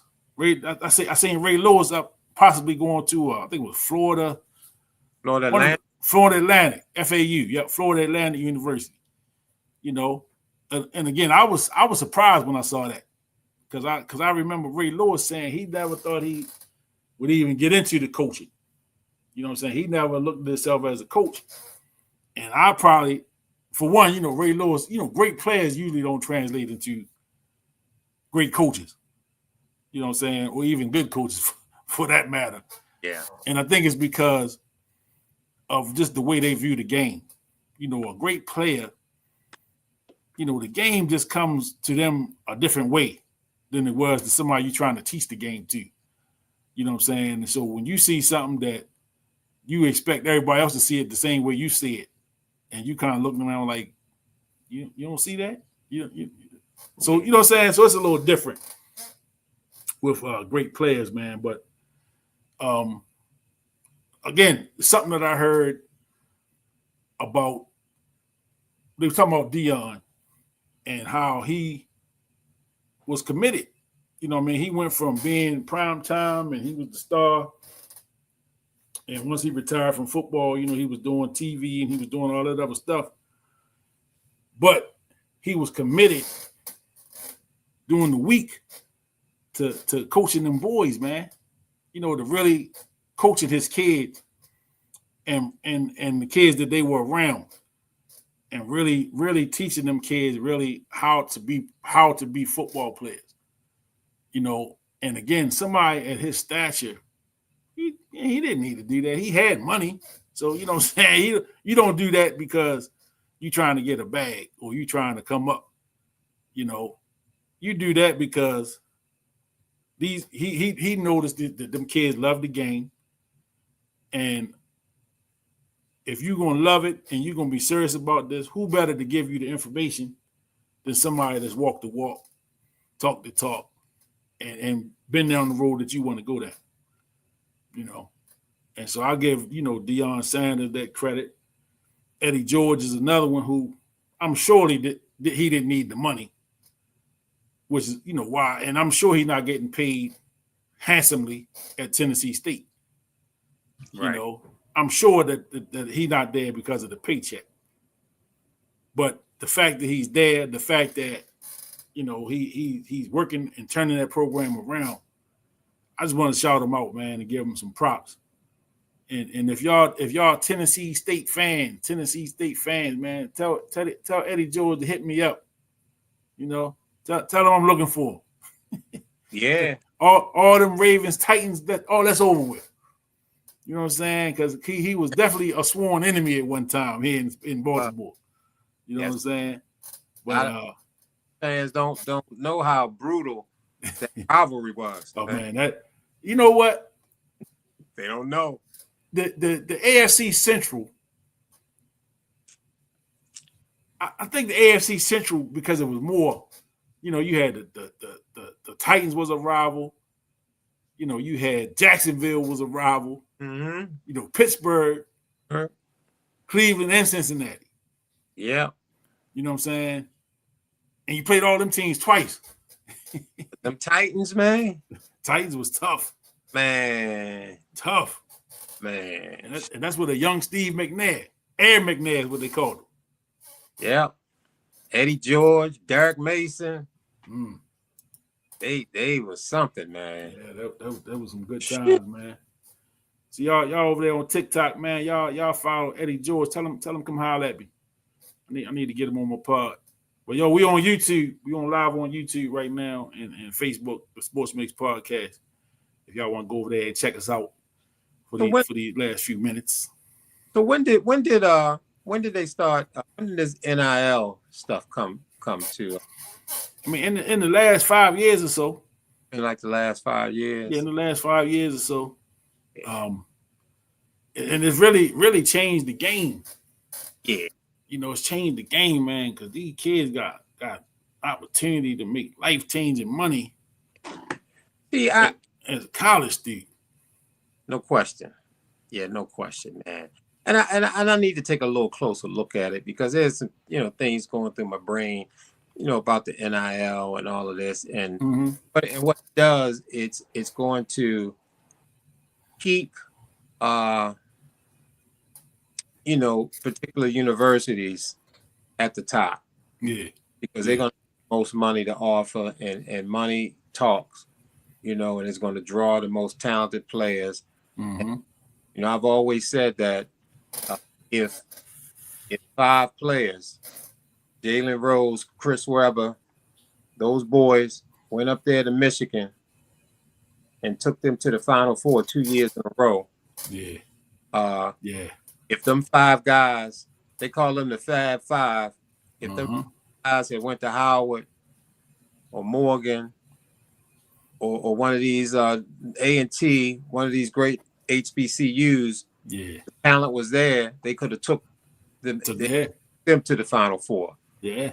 And made all kinds of money for the university. But this NIL coming into play, and based on what we know, it's going to continue to keep HBCUs without the talent. Yeah. You know, where these schools were doing that stuff under the table before, they was, you know, handing these ball players money. Now it's legal. You can just come straight out and do it. Yeah. So, you know, for a Fab Five to go to Howard or Morgan, man, the chances have definitely dwindled. Yeah. And I've always thought that you could flip basketball quicker than you could flip football. Yeah, for sure. You know, because 5 people on the floor. So if you had, you know, if a Deion type dude went to coach at EU, the possibility of flipping could have happened, but with this NIL, that is doing. And again, you know, with that, the NIL, like it's funny, right? How the NIL stuff is working, because, like you say, now they don't have to pay the guys under the table like they did once upon a time. You know, the bag always been there in the high level college sports. You know. And if you don't think it was, you fooling yourself, you know. And that's from those coaches that we said did it right, you know, the ones Dickie V and all them be pumping up that they do it the right way. They don't do all this stuff. They was doing it too. Yeah. You know, don't be fooled. You know, don't be fooled, because it's a $1 billion industry. You know what I'm saying? So it's a lot of money to be made, and it's a lot of money you could hide. So it's funny to me how, you know, you got guys like Nick Saban. You know, he bowed out because he didn't like the direction that things was going in. You know what I'm saying? The playing field been even a little bit. You know, Alabama wasn't the only show in town where, you know, you come here, you might have to wait your turn, but you're gonna be paid handsomely. You know what I'm saying? And we eat steaks every night, and you know, all this old stuff here, you know, and so they see, you know, and remember Saban through the dag at Deion a couple years ago when he's at Jackson State, talking about he paid the kid $1 million and all of those stuff. Yeah, I remember. You know, yeah. and then he had to come back and retract the statement. Well, you know, I didn't mean to say that, and I just got caught up in them. Whatever. You meant what you said. You said what you meant. You know, whether it was a shot at Deion or just the whole system, that's what it is. But, you know, these guys, man, Coach K, you know, down there at Duke, he bowed out. I mean, they older guys, so I don't want to just say they left just because of that. But, you know, when you see that the game is changing, and either I'm gonna have to play the game the new way, because the old way is obsolete. So I can't keep doing it the way that I did it. You know, now, you know, I keep talking about our age. We old as dirt. We ain't that goddamn old. But, you know, we remember when Duke was getting a certain kind of player. You know, it was almost like a prototypical Duke player once upon a time. And once they started winning, the profile changed up. You know, where Coach K was even going after the one and done dudes. You know what I'm saying? Where one time he wouldn't have touched them. You know what I'm saying? The profile changed up. So he was going after the same type guys that Kentucky was going after. And the Louisvilles and all these schools. You know what I'm saying? And so them guys, the old guard, they all started to step away from it. You know, the young guys are taking over now. You know, they coming in here with like you say, the transfer portal it's basically like free agency now. You know what I'm saying? And I seen that somewhere too. I want to give people credit for what they said, because that's not an original thought of mine, but it is what it is. The transfer portal is just like free agency, where, you know what, hey, I don't like this situation. I'm gonna go ahead and throw my name in this portal, and you ain't gotta wait a year no more. You remember, you used to have to sit out a whole year. You know what I'm saying? When you transfer it now, you transfer, you put your name in the portal this year, and you on the court next year. Yeah. No year sitting out, none of that. So this is a different game, that they playing now, man, with the NIL deals and the transfer portal, and kids, man, you got some kids that played at a different school for 4 years. Every 4 years, every year they done jump from one school to the next. Yeah. With the hopes of being a professional somewhere. And I agree with that too, Landon. I agree with that too, man. You're looking for the right opportunity. Now, I agree with that on some aspects, but then again, I on the other hand, I think some of these young kids are a little spoiled. They've been a little entitled, and it's hard for them to accept that they're not the guy at this school or that school. They want to go and be. I want to be the guy that's taking 30 shots. I want to be that guy here. And then you get there and you realize, well, somebody else is that guy. And I'm not getting enough minutes. I'm not getting enough touches. So I'm going to just hit the portal. I'm moving on to the next situation. It's too much of that from my perspective, But again, it's just the nature of the beast. It is what it is right now as far as sports is concerned. College athletics anyway. And college athletics is not what it was once upon a time, especially in basketball. Because most of the better players are only staying in college 1 year, if they even going to college. So once upon a time, college basketball, you had all the top players coming right out of high school going to college. They were staying at least 3 years, 4 years, and you got to know the players. You got to watch them grow up. You got to watch them develop.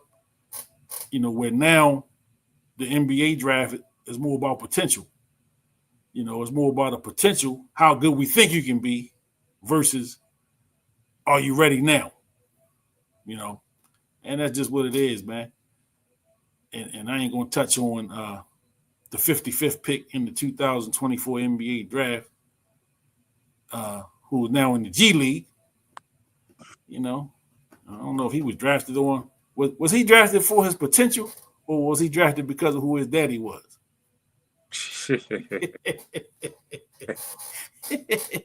Yeah. Was that potential, or was that because of his daddy? Who's your daddy? Who's your daddy? They call that nepotism. Yeah, hey, I ain't mad at that. Hey, they better be lucky I ain't in position to pull some people along. Right. Because they be calling me the nepotist. Right. Is that a word? It's a word now. Is nepotist a word? I just made it up. It's a word now. Yeah. But y'all just watching on TikTok, man. Go over to YouTube. Follow my YouTube page. I need some subscribers over there. You know what I'm saying? And follow the Facebook page too. And follow this page. Follow me everywhere. Y'all about to be seeing me all over the place. Right. Y'all see the logo. You see what it is. See what it is. You see what it is. And see, man, what I was thinking about that NIL, that it comes at a time. People are always watching. People who are in control are always watching for individuals with some messianic characteristics. And if you're looking at it from an athletic point of view, the dominant folks who are in control of college football, and this will go for any other college basketball. The big sport, they're the big money sports. And if you look at a guy like Deion Sanders, who has messianic characteristics, because most people understand scripture, prophecy, and talking about a Messiah coming and things like that. So when you take that biblical principle and you drop it on, say, athletics, you're worried about anybody coming up in that sport who could be perceived as a messiah for that sport. And Sanders is that dude when it comes to college football. When he goes to Jackson State and he's doing all these tremendous things, and he's getting these folks to come down there, and he's getting people buying into it. You said it was like who's who of people standing on the sideline, people donating all this money to Jackson State. He get the top high school player in the nation to sign to go there. Man, that's a problem. That's a problem, man, because sooner or later, if this guy continue at the rate that he's going, Jackson State is going to be a formidable team. And what's going to happen? What? Ed Reed talking about going to some college. Eddie George talking about going to some college to coach these HBCUs. So, see, this dude is a problem. So when you think somebody that's a problem, you throw a bag at him. Yep. You throw a bag at him because the guy's a threat, and typically everybody has a price.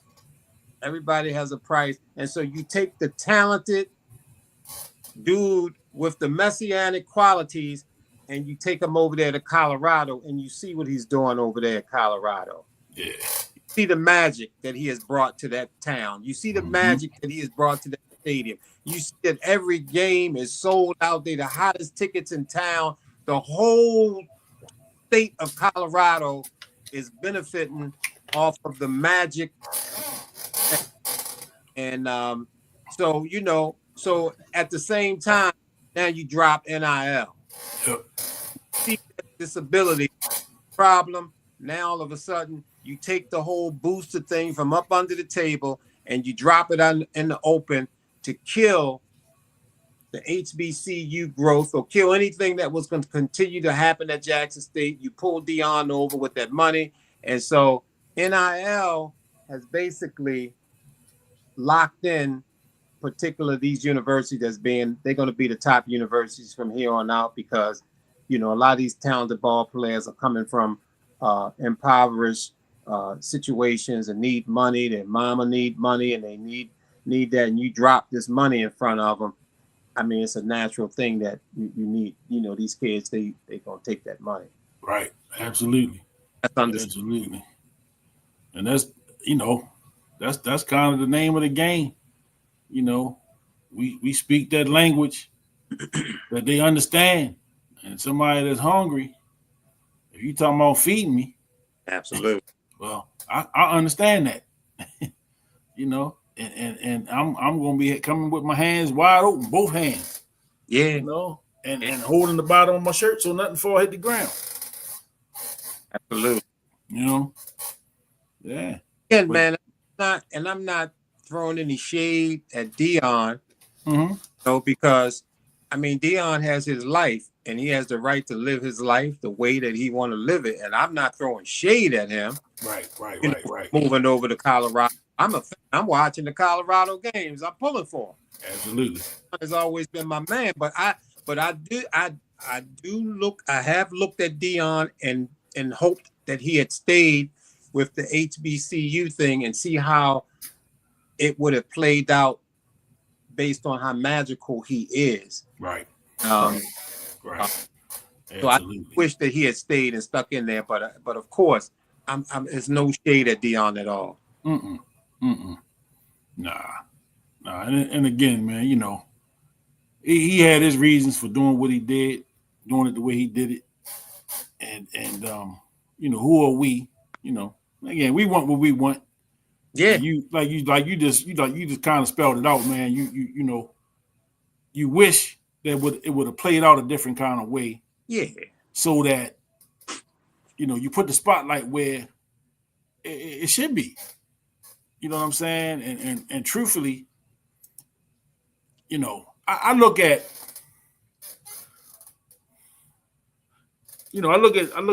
especially you look at what's going on now, you know, politically in this country.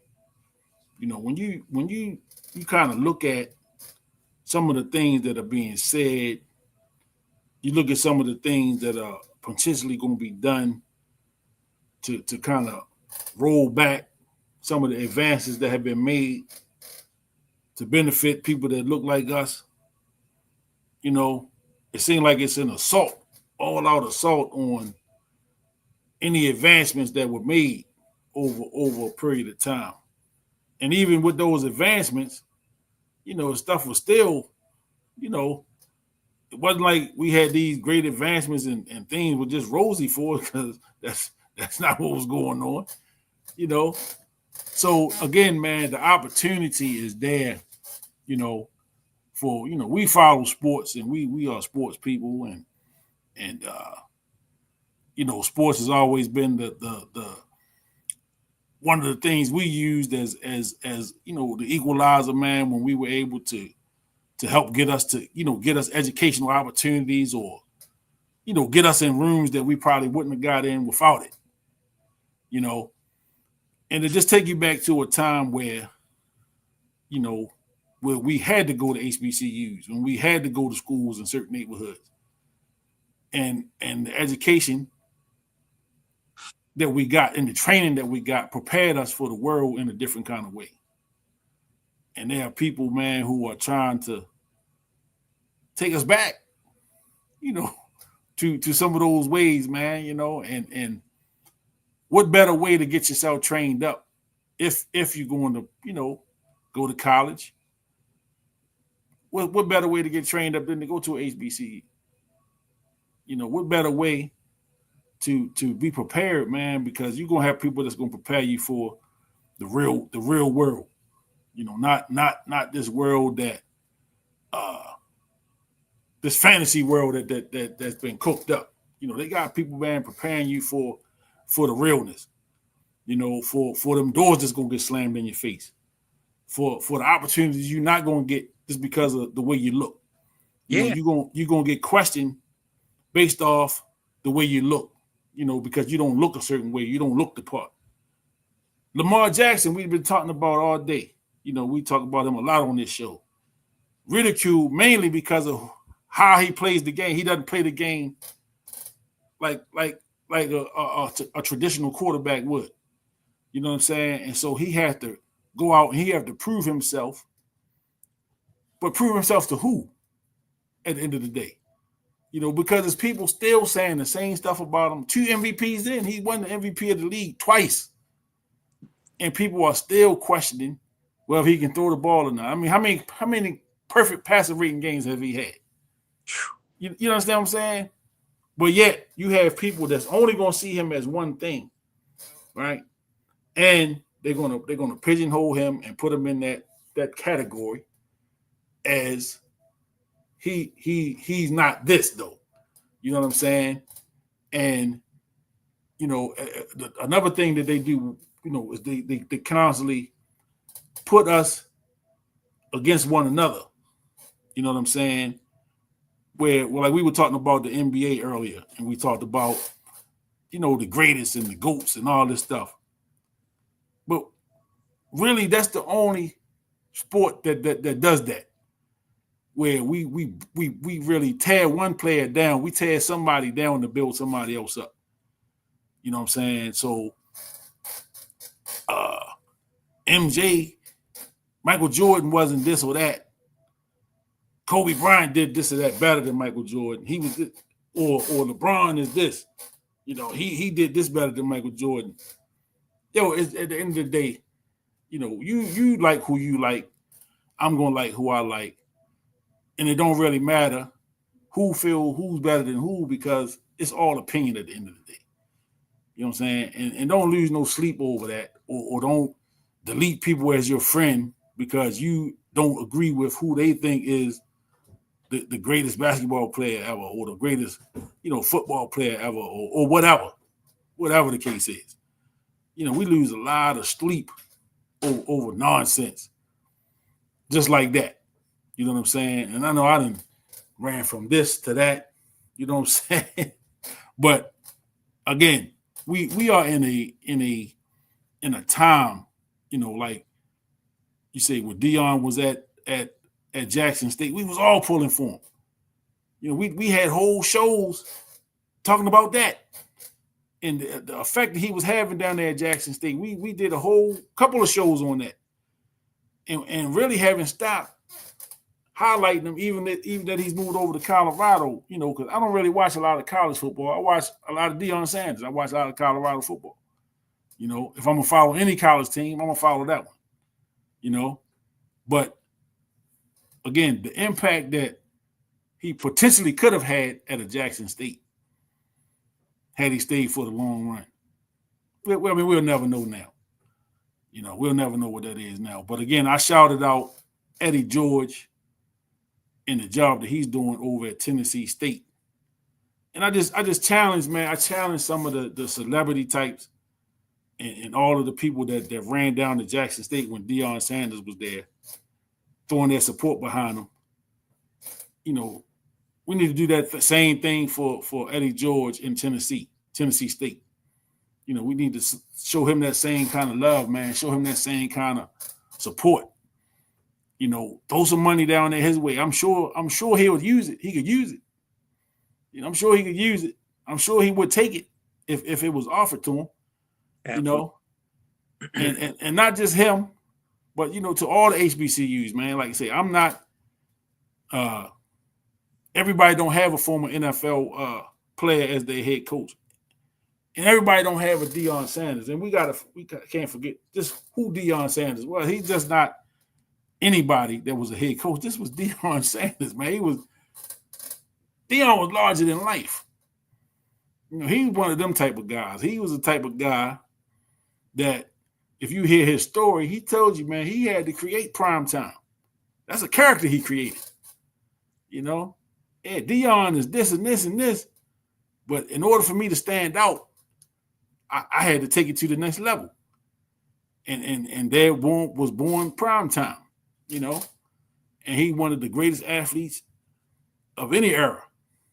Played in Major League Baseball, played in NFL, was decent baseball player. He wasn't like he was just out there. He wasn't, selling tickets. He actually was a good player. Right. He was actually a good baseball player. So, it's again, man, it's just so many layers, and we probably need to do a show on the HBCUs once again. Both of us are HBCU graduates, by the way. Coppin State in the building. That's right. Morgan State in the building. State in the building. Yeah, we both HBCU grads, man, and I mean, I love my school. I met some of the greatest people I've ever met in my life up on North Avenue. Right smack in the hood. But man, I wouldn't change that. I wouldn't change that experience for nothing. And I didn't even live on campus. But I met some great people, man. And my education was top notch. It prepared me for the field that I'm in right now.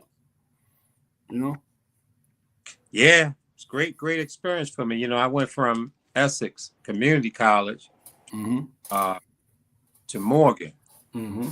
I was at Essex. It was probably like 98% white. Mm-hmm. The student body, and every class that I was in that I recall, except one, or maybe two classes. My time, I got my AA degree in general studies at Essex. Mm-hmm. About my tenure there, every class that I was the only Black person, except for two classes. One of the dudes that was on the basketball team was in one class, and then I had a sister that was in another class. And I can say that leaving Essex and going to Morgan, man, it was just like, I don't know, man. When I was looking at A Thin Line, with Martin, Yeah. and what's the sister name that played the role in there? Crazy one. Yeah. Damn. I can't think of her I name. can't think of her name. I know you're talking about. But it was a scene in that movie where, she was rich. She had rats, and she was buying him all these suits and all this stuff, driving around and left at his crib up on the mountain with blue water in the pool and all this stuff, horse riding and all this. Lynn Whitfield. Lynn Whitfield, thank you. Yeah. And so Martin took all that stuff was happening, but all that money and all this lavish lifestyle, and Martin took homegirl to the hood for some chicken. Took her to the hood for some. Absolutely. I don't want this. And she bit into that chicken. She was like, "Oh my gosh, taking me back to my." That's powerful as hell to me. Yeah, man. To let you know that all this glamour and glitz and all that kind of stuff ain't nothing like, mama's cooking or to that hood or being around your people and stuff like. That's how I felt when I went to Morgan. Yeah. When I went to Morgan, man, I was where I was supposed to be. Yep. I was exactly where I was supposed to be. Yeah.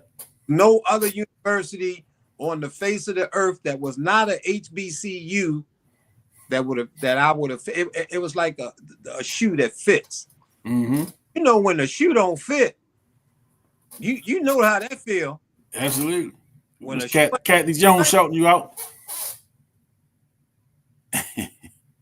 Hey, Kathy. What's up, Kathy? Jones in the house. Yeah. Yeah, man. That Morgan fit like a glove, man. The shoe fit. And I was going to I was at Baltimore City Community College, and I didn't graduate there at that time. I was ready to move. I was like, I gotta get out of here. I've been here long enough. I applied to Coppin and Morgan, and I hand-delivered my application the same day. Delivered my applications to both schools the same day. And I said, I'm going to go to the school. Whoever accept me first, that's where I'm going at. And I got an acceptance from Coppin probably within a week. And that's how I decided to go to Coppin. And I went to Coppin. And of course, after I agreed to go to Coppin, Morgan sent a acceptance letter probably like a couple days after I got the letter from Coppin. But in my mind, I said, whichever one accept me first, that's where I'm going at. Yeah. And I ended up at Coppin. But again, like I said, it just never was it just wasn't a bad situation. And I went there twice. You know what I'm saying? I went there in the 90s, and then I had a great time.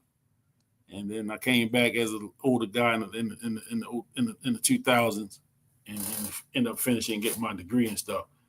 But that experience, like you said, man, when I stepped foot up there, once classes started and I'm around my people, man, I was like, man, it was home. Yeah. Like I felt like I was at home for real. It was like, and absolutely Coppin proud all day.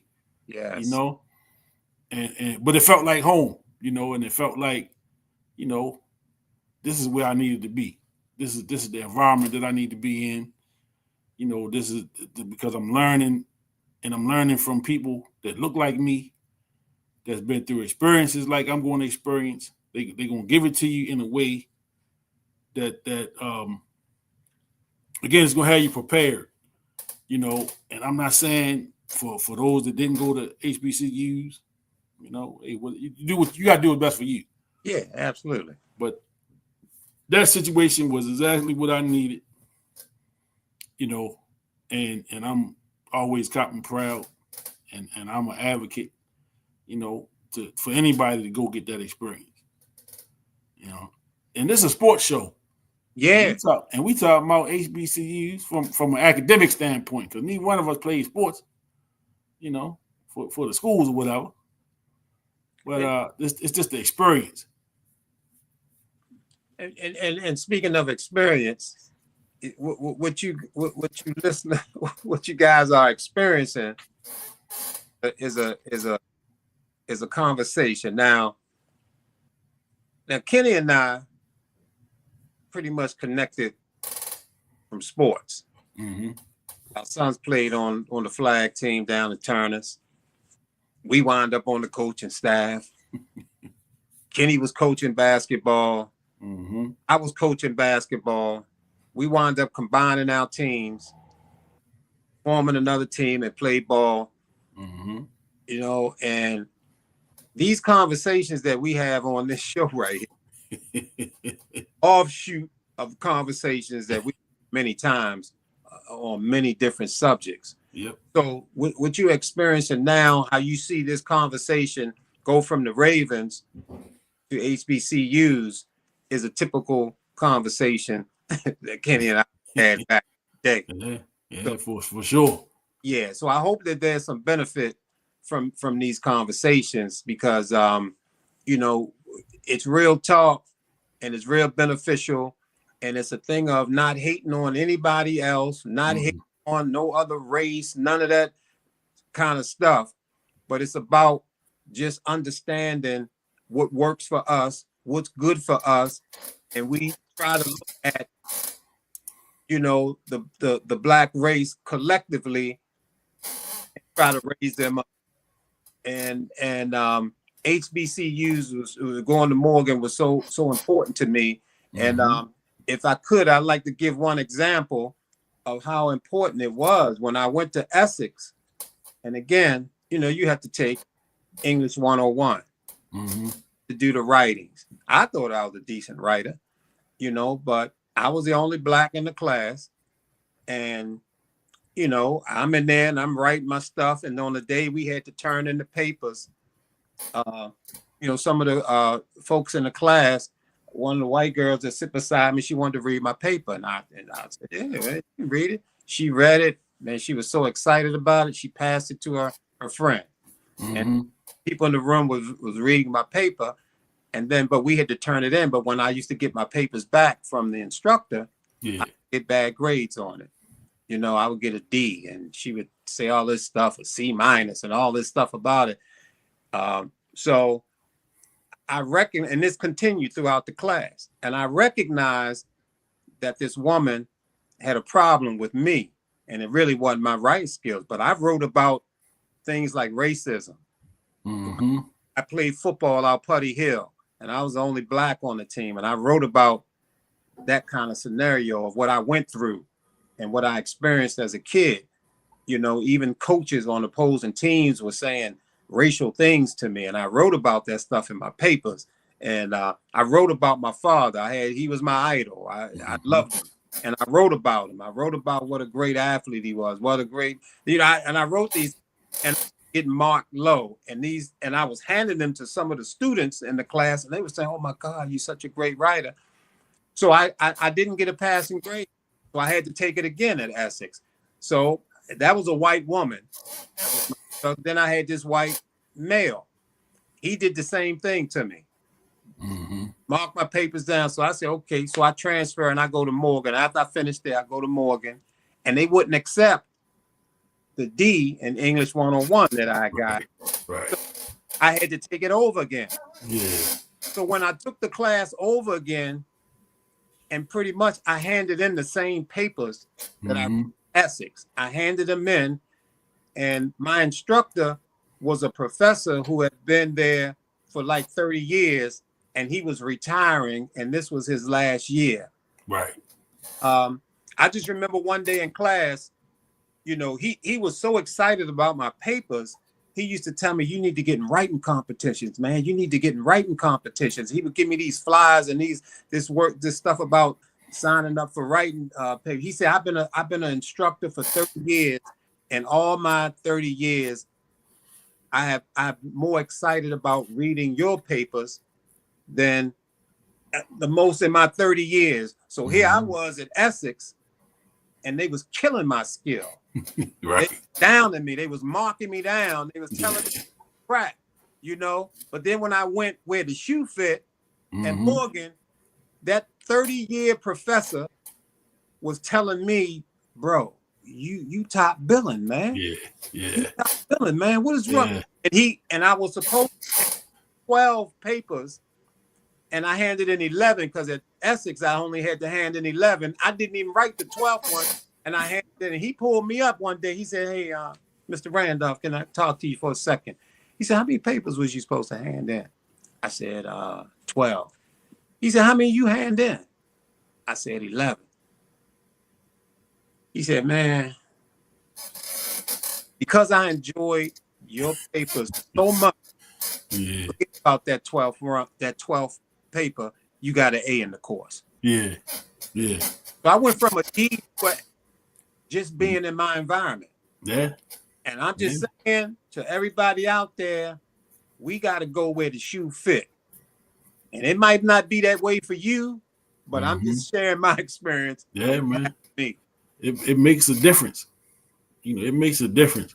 Makes a difference, man. And again, man, this is a cool world we live in.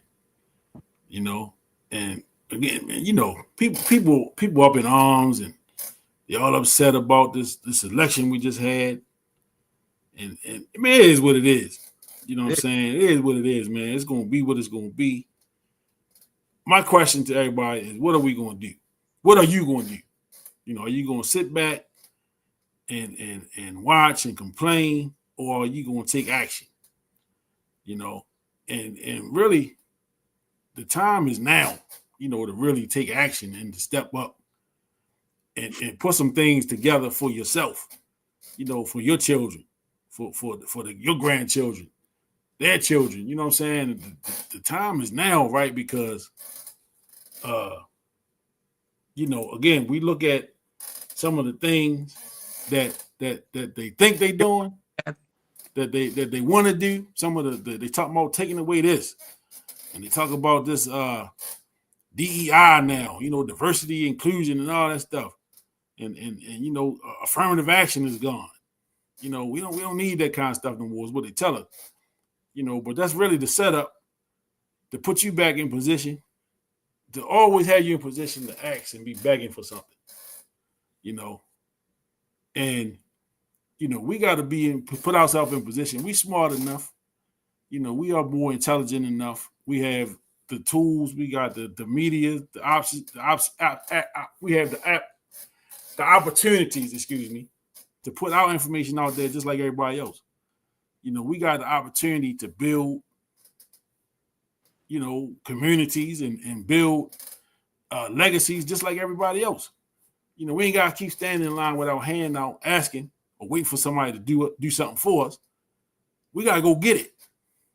You know, we got to go get it. And if you're not in a position to do it by yourself, then you got to get with some like-minded people and get it together.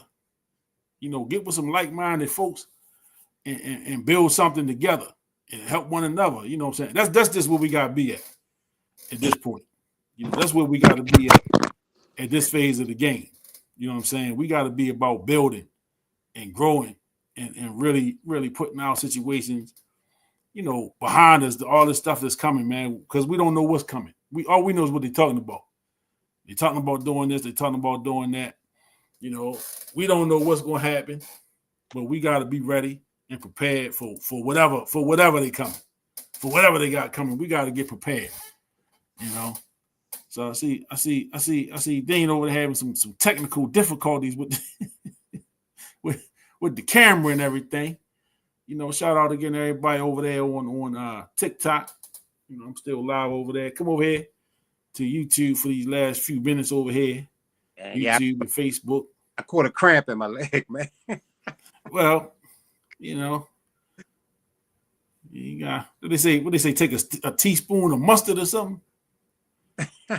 That's what is that the new trick? Or maybe that's for the Charlie horse or something. I know. Well, it's something they say. You take a teaspoon of mustard. Well, I had to stress that thing. Caught me off guard, man.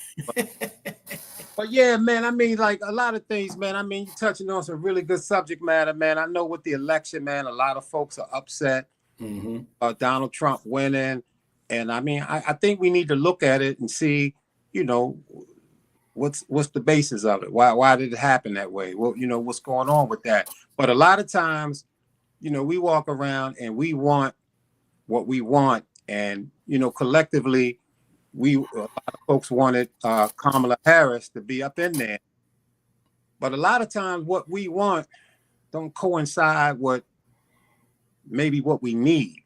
And I say that in the respect of, you know, they say God sees everything. He's omnipresent. He you know, so maybe to be what we really need, to see a guy that come out there to become president. And we already know when he was president before, you know, one thing that I noticed is that the skinheads and these people who are racist, they sort of rose up, you know, they got bold, you know, but this is it's clear. It's clear. Some of the characteristics of Donald Trump is very clear. So maybe this, I don't know. Our thinking is limited. So maybe we just don't know. And maybe this dude, maybe it's God knows everything is the word. And maybe this is what we need. I don't know. But it is what it is. And we have to deal with it. And I don't think we should be operating in fear. The dude was president before. The country didn't implode. Right. So we just need to do what we need to do. And, you know, and I do share things, man, and a lot of things that mold me when I was growing up at 212 Fleming Drive, down there in the station. There was a Bible. We had a big Bible that was there. And, you know, as a little boy, I used to flip through the pages because I couldn't read at that time. So I used to flip through the pages, but the Bible was wisely put together with a lot of pictures in it. So I would flip through and they had a picture of Moses. Standing there, you know, white dude with his hair, you know, white hair, gray hair flowing, you know. But they would have a picture of Jesus. You know, this white dude, I couldn't even read the words. I didn't know what I was reading, but that picture had an impact on me. I could see the picture. And so I used to look at that and I used to say, man. But there was another book that was in the house for me that superseded the Bible as a little kid. I couldn't read. And that book was the 1955 Silas Point yearbook. Wow. Silas Point yearbook was my favorite book. In that book, it was all black people. And in that book, it was my father. And in that book, it was my mother. Both graduated in 55. And my father was in there with track medals around his neck. One and he was I don't know if he was the class president. He was in there with this nice suit on, you know, and then he had him in there shooting a jumper right up there in the original Silas, the jumper from the corner, and they had the little words up under the bottom saying, Alvin Randolph launches a jumper while his teammates gather for the rebound. He used to say, man, what you talking about? No rebound. And rebound, that ball going in. So that thing, man, and my mother was in there, my father was in there. So that Silas Point yearbook, man, was important to me, man. And that thing meant so much to me. So I've never been able to really let that thing go. And when you think about Turner Station, and you think about growing up in Turner Station, and we all know that we had our own schools, and we had our churches, and we had our own cleaners, and we had our own beaches. We had, I mean, you had our own doctors in the neighborhood. We had our own gardens in there. Grew out. I mean, this a lot of people who are younger than us, they have no concept of a neighborhood that was black, that had his own thing, and people in there selling freeze cups and candy and the green bus and some people who wasn't original from Ernest Line call it the blue bus, and because they got painted later. I mean, man, this is some legendary stuff, man. Yeah, man. This is some legendary stuff that's why the HBCU that I went to felt so good to me. Yeah. Because I spent the first 9 years of my life in Turner Station, and 9 is the number of completion. The number of completion. He gone there on y'all. Oh man, I'm sorry. Take him there. Take him there. Right. It's the number of completion. So I was completed in Turner Station. I was completed with Dr. Wade, Patterson, and the green bus, Miss and Miss Foster down there selling stuff. So that thing is in me, is in my DNA, but a lot of people don't really, the younger folks don't understand that. They have no concept of black people operating like that. And it's sad. It's sad that they don't have that, but it has shaped me. And when you hear me talk about that kind of stuff, I'm always looking at an angle that is for the collective black folks to rise up. And again, it's not against anybody else that's on the planet. I have great respect for a lot of people from different cultures and all of that. Absolutely. But we need to understand, man, who we are and how powerful we are as people. That's facts, man. That's facts. And shout out to my brother Thad from New Start Church, over there on Hamilton. One of my brothers there. Absolutely. And so I tie that what he said, no matter what, God has the last say so. Absolutely. So when we talk about this election, right? And again, man, this is a sports show. So we way past sports now. We talking now. It didn't went there. But when we talk about the election, and you brought up, you said, God is everywhere and God sees all and knows all, and we know this, right? But be careful. Be careful with people, talking about a savior, because I hear that word thrown about a lot with these politicians, and in particular the one who won the election. He's here to save this country, and he'll tell you himself, I'm the only one that can do this. That is very dangerous. That's very dangerous territory to be in. You know what I'm saying? When we talking about when we talking about saviors and only this person can do it, and man, that's some very dangerous territory to be in for these same people that tell you, that they took God out of this and they took God out of that, and they trying to sell us all this inclusion with the sexuality and all the stuff that they're complaining about. And we talking about a man. A man is the savior. That's dangerous, man.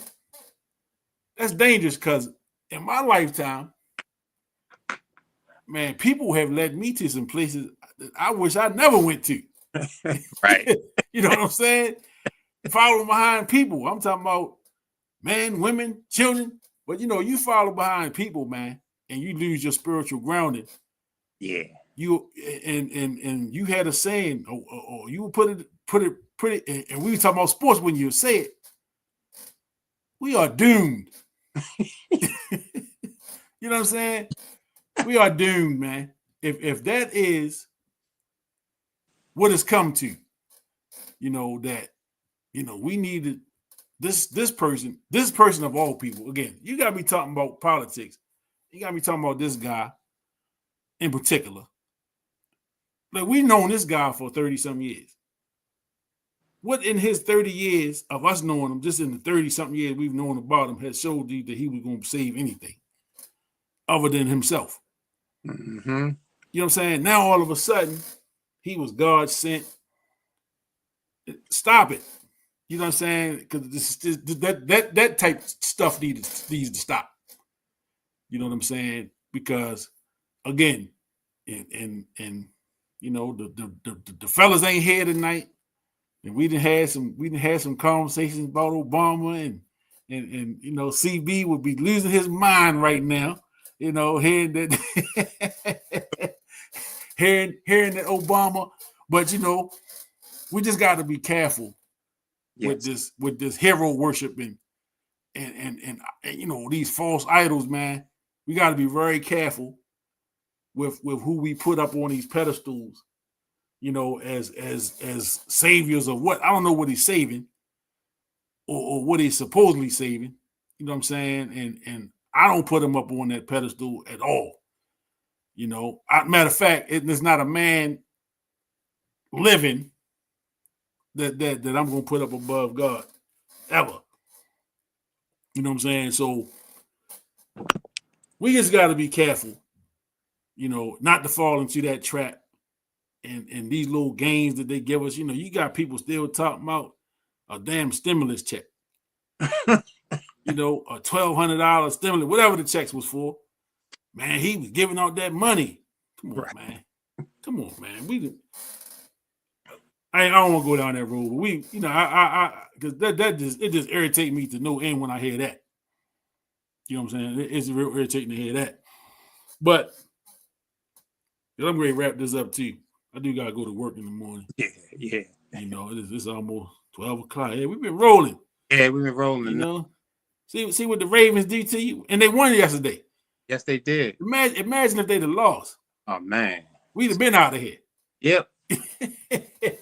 Yeah, we'd have been out of here probably about 10:30. Literally.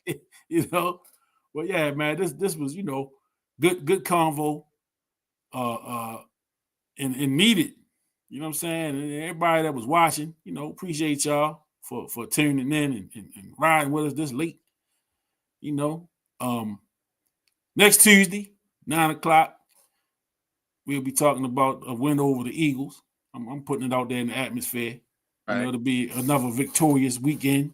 Right. Everybody, man, have a good Thanksgiving weekend. Y'all stay out the stores. Don't be out there Black Friday shopping, man. Shut that down. Right. You know, they got enough of your money. Just stay home. I already seen a sign somewhere. I was coming up the store. Say they're gonna be open Thanksgiving Day. Like for what? Wow. You know, for what? Ain't stay home more, man. Yeah, man. It's sacred no more. No, it ain't. Wow. Y'all stay home with your families, man, and enjoy your families on Thanksgiving. Like you should. You know, wow. Get prepared for that that beat down on Sunday at 4:30, right? Oh yeah, it's 4:30. So 30 game. You know, 4:30 game. Time your foot, everything. Don't be timing it that it's gonna be a 1 o'clock game. Yeah, it's 4:30. So I know those that partake gonna be pretty lathered up. Yeah. By 4:30. Some of them might not even make it to the game. Don't know what happened. Yeah, they gonna be all washed out before the game. They gonna wake up Monday morning. What happened?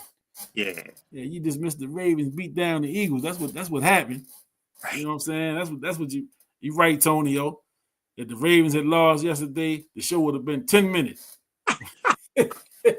we'd have hit on the points and we'd have been out of here. It'd have been like, bye. Yeah. But you know, so it's like I say, December coming up, man. It's playoff time coming up for football. So you know, we getting ready for that playoff run. And my man said, you know, we're gonna get a preview of the Super Bowl here. It could be a possible preview of the Super Bowl this coming Sunday. So absolutely. Get your popcorn ready. You know, basketball season is jumping off. Mm-hmm. You know, so you got the NBA heating up a little bit, college basketball getting ready to jump off, high school basketball jumping off. So good time right now. A lot of stuff jumping off, man. And you know, I like this Tuesday nights at 9 p.m. slot. I like it. There ain't a whole lot going on Tuesday nights. So, tell your friends to watch the damn Sports Mix. Subscribe. Hit that subscribe button when you go over to YouTube and share. You gotta share these videos and subscribe. So y'all see me on what is it? ESPN. You see me arguing with Stephen A. or something. Right. Me slapping him. Shut up, Stephen. Right. He gets stupid times too.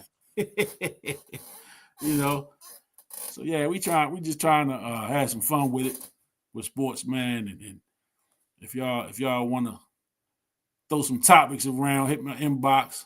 Let me know if y'all something y'all wanted to talk about, or if you potentially might want to jump on the panel if you're brave enough. Yeah. I know everybody don't have that kind of, he ain't brave. And you know what? Derek Lewis ain't chiming in this week. Yeah, we didn't catch Derek this week. I hate to say it because the Steelers lost. And my cousin's husband never checked in either. Oh, ain't that something? That's a good point. Yeah. He probably said he was working or something. Cleveland knocked off the Steelers. Yeah, I ain't heard from none of the Steelers fans this week. And we've been on for about 16 hours. In the snow. Yeah, amazing. Amazing how they was all on. They was in here regular. Bright and early last week when they beat us. Oh, man. Lose to Jameis Winston. He out there looking like Florida State Jameis. Right. And nobody showed up. Wow. But shout out to Derek Lewis. Yeah. And shout out to my cousin's husband. I ain't gonna say his name. The Steeler and Yankee fan, that guy. Shout out to them. Better luck next week. Right. With your Steelers. That's right. And that's all the luck you're gonna get from me the rest of the year. So yeah, but we go ahead and sign off. This definitely been man, this is how we used to do it back in the day. When we first started, we'd be on like half the night. How we did it. We'd be on like 3-4 hours on a Friday night. I called the Sports Mix. Yeah, we definitely mixed it up. It's all mixed up, and we definitely mixed it up. That that Big Ken was a DJ now. I didn't know.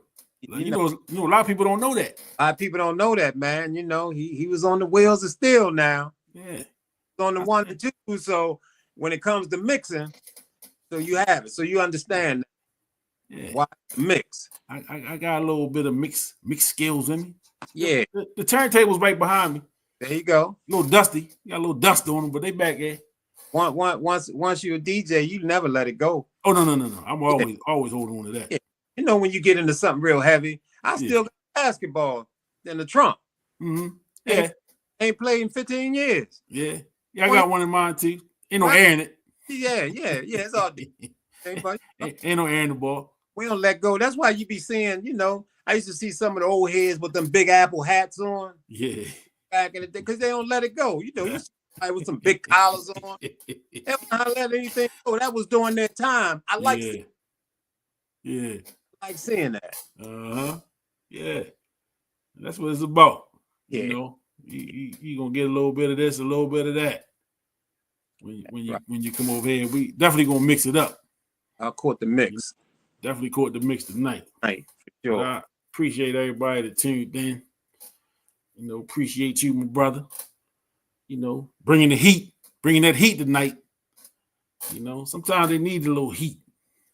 Yeah, definitely. Just to let people know. You know what I'm saying? Bring a little heat. Good. A little heat coming. Right. But there's gonna be more heat coming. More. Definitely, it's gonna be more heat coming for sure. Right. TS for life. For life. TS for life. Right. So powerful. Yep, but we out. Man, y'all enjoy y'all Thanksgiving. Don't eat too much turkey. Yeah. Enjoy. Y'all eat the fried turkey or the grill. I don't know. They doing turkeys all kind of ways now. Days, yeah. I'm keeping it simple. We got turkey wings. We don't need no whole turkey around here, so right. Keep it simple. Yeah. And I'm gonna watch some football and get some rest. Enjoy your family, and enjoy the time off. If you're off from work, enjoy the camaraderie, all that, the football, the food, the family. It's a good time, and we need to make sure that we, enjoy things to the fullest while we're still on top of the soil. Absolutely. One day the soil will be on top of us. For sure. For sure. So y'all, next Tuesday, 9 p.m. right here, live, YouTube, Facebook. Eventually, I'm gonna get that TikTok thing too. We're gonna be live everywhere. Yeah. We're gonna be live everywhere. There's a lot of people on TikTok. They just probably looking at me like, who is he talking to? And right. What is he talking about? They could right. Yeah. This hug is for you, Kathy. Let me get your hug. Girl, I ain't seen you in a long time. Yeah. All right, man. We out. All right, we out. Y'all have a good one, man. Peace. Peace.